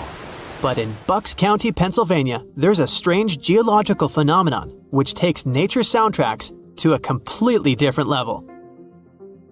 These are called the ringing rocks, and scientists still can't explain their unusual behavior. If you strike these rocks with a heavy object, like a hammer or another rock, the stones will make a ringing sound, as if they were hollow, but they're not. What makes the ringing rocks even more bizarre, apart from the mysterious sound they make, is that no animal wants to hang around there. Even though the rocks are surrounded by a thick forest, scientists haven't managed to trace any animal activity in the area yet. Even more striking is the fact that despite all the trees around the rocks, you won't find any leaves lying on the boulders. What makes these rocks so unappealing for both animals and vegetation is still up for debate. They say this place is swarming with money. It's been stored there for centuries, but no one managed to take it away from this island. Treasure hunters have been bewitched with this place since 1795. Many people have tried their luck looking for the treasure that could be hidden there by the Spanish pirates or even by the Knights Templar. But today, it's impossible to get there, as it's a private place, so all you can do is book an ocean tour around this island. Otherwise, you can take a peek at it in a TV reality show starring the Legina brothers, Rick and Marty, who are a team of enthusiasts looking for the treasures of Oak Island in Nova Scotia, Canada. Yeah, seems like there's no place where TV producers can't get to. One of the most famous discoveries out there was the so-called Money Pit. Despite the promising name, it wasn't full of money. Now we have to jump to 200 years ago. The Money Pit was first found by a 16-year-old kid in 1795. One day, Daniel McGinnis went fishing at Oak Island. He saw a tree there. Unsurprisingly, it was an oak, and it had weird markings. They didn't seem to be natural, so Daniel decided to check the area. He then saw a sunken patch of ground and started digging immediately. His two friends helped him out, but instead of treasures, the guys only found logs placed underground at regular intervals. It looked like a place where someone could hide money or jewels, but nothing precious was found. However, there was something curious down that pit. Someone found a granite stone there, and it had an engraved inscription on it. There were many attempts to decode it, but most of them ended up in failure. There's one translation though, and it says, 40 feet below, 2 million pounds are buried. Yeah, McGinnis and his friends should have dug harder. The next fun thing about the Money Pit is the coconut fiber found down there. They say that large amounts of this fiber were found at a depth of 60 feet. It may not surprise you, but I have to remind you of one thing. Oak Island is in Nova Scotia, Canada. Coconut trees do not grow there. The nearest one is about 1,500 miles from Nova Scotia, which makes it obvious that someone brought this fiber purposefully. Researchers came up with an idea that coconut fiber could have been used to make ropes and lower all the treasures down the pit. Next up, we have not one, but two mysteries. In the late 1800s, the Oak Island Treasure Company was thoroughly inspecting and excavating the island. Everyone believed something enormous was hidden there. These guys managed to drill 153 feet underground. That's like 15 stop signs stacked one on top of the other. You might have guessed that they didn't find pounds of gold and diamonds, but they found a manuscript. There's a theory claiming that it's one of Shakespeare's lost manuscripts. Some scientists believe that it was hidden there by the writer and scientist Francis Bacon, the true author of Shakespeare's works. Yeah, rumor has it was Francis and not William who wrote all the plays and sonnets. But there's no proof it was really so. The Money Pit may be the most popular shaft on Oak Island, but it's not the only one, and it's not the first. Before the Money Pit discovery, treasure hunters were drilling at Smith's Cove. While damming there, they found a wooden piece. It was a U-shaped formation that had Roman numerals. After a more thorough inspection, the specialists realized it was supposedly dated to 1769. The Money Pit was discovered 26 years later. This fact created many speculations that this structure might have been part of the real shaft with treasures everyone was looking for. Now, look at this Templar coin.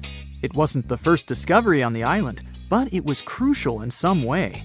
Even if it may not sound like a big deal today, in medieval times, those coins would amass an insane amount of wealth. They were typically stored in European fortresses. For the treasure hunters, this coin was a sure sign there was more to be found on the island. The logic is simple. If there's one coin of that kind, there must be something else. And they were right. It wasn't the only Templar discovery. On the southwest shore of the island, a crossbow bolt was found. Experts say it dates back to the 13th century. But, once again, that wasn't something the treasure hunters were after. Some more coins were found on the island. Rick and Marty Legina retrieved this precious piece from a swamp. The coin is made of copper, and this time, it originated from Spain. When it was found, the Legina brothers could only see the number 8 engraved on it. But later on, some experts studied this coin and claimed it was made sometime around the 17th century. They managed to clean it well and saw the date 1652 engraved on the back of this coin. There's a theory stating that Spanish explorers found some treasure but hid it instead of taking it to the king. So maybe this coin just dropped out of the chest full of coins and jewels and is part of the treasure everyone was after. Or someone could have accidentally lost it while looking for the treasure. Who knows? One more famous treasure hunter is Gary Drayton. Gary and his team, together with Rick Legina, came across 2 coins while metal detecting the island. Those were 17th century King Charles II Britannia coins. One of them had a very clear inscription on it, stating that the coin was minted back in 1771. Another swamp treasure of possibly Spanish origin is also here. This time, it's a silver ring. A specialist studied it closely and reported that it had been repaired twice. The ring was once made bigger, and it was also made smaller once. It's decorated with a floral design, which was popular in Europe in the 1730s. Among all the other curious things, Rick and Marty Legina found a silver button at Isaac Point. The button's pretty old. It supposedly dates back to the middle of the 18th century, and the notorious money pit was discovered later. This is why it wasn't a big deal of a find. It could simply belong to some farmer peacefully raising livestock on the island. There's no official record of any chest full of gems and coins found on Oak Island, but enthusiasts did find some jewels there. First off, the team found a brooch with a magnificent red gem. They mistakenly thought it was a ruby, but a professional gemologist stated it was a garnet. The piece was made of silver, and it's pretty old. Experts believe it was made around the 15 or 1600s. Another brooch they found didn't have any gems on it, but it had an intricate design. It's a brooch with a leaf design and an ornate rope. There are 13 branches of the leaf, which instantly created more mystery to the whole treasure hunting. First off, there's a carving with a 13-branched tree on a rock on the north shore of this island. What's more, many people believe that the number 13 is important to the Knights Templar. The enthusiasts also found a brooch not far away from the place where Daniel McGinnis, the guy who found the money pit, lived. The brooch was shown to a professional gemologist, Charles Luton Brain. He had to break it to the team that there were no gems adorning this piece of jewelry. In fact, the stone that seemed to be a gem was just a piece of glass. It was processed using a special technique though, so it was leaded glass. The enthusiasts decided to study the brooch even more and found out that part of the brooch was made of gold. The specialists claim that the brooch dates back to the 14th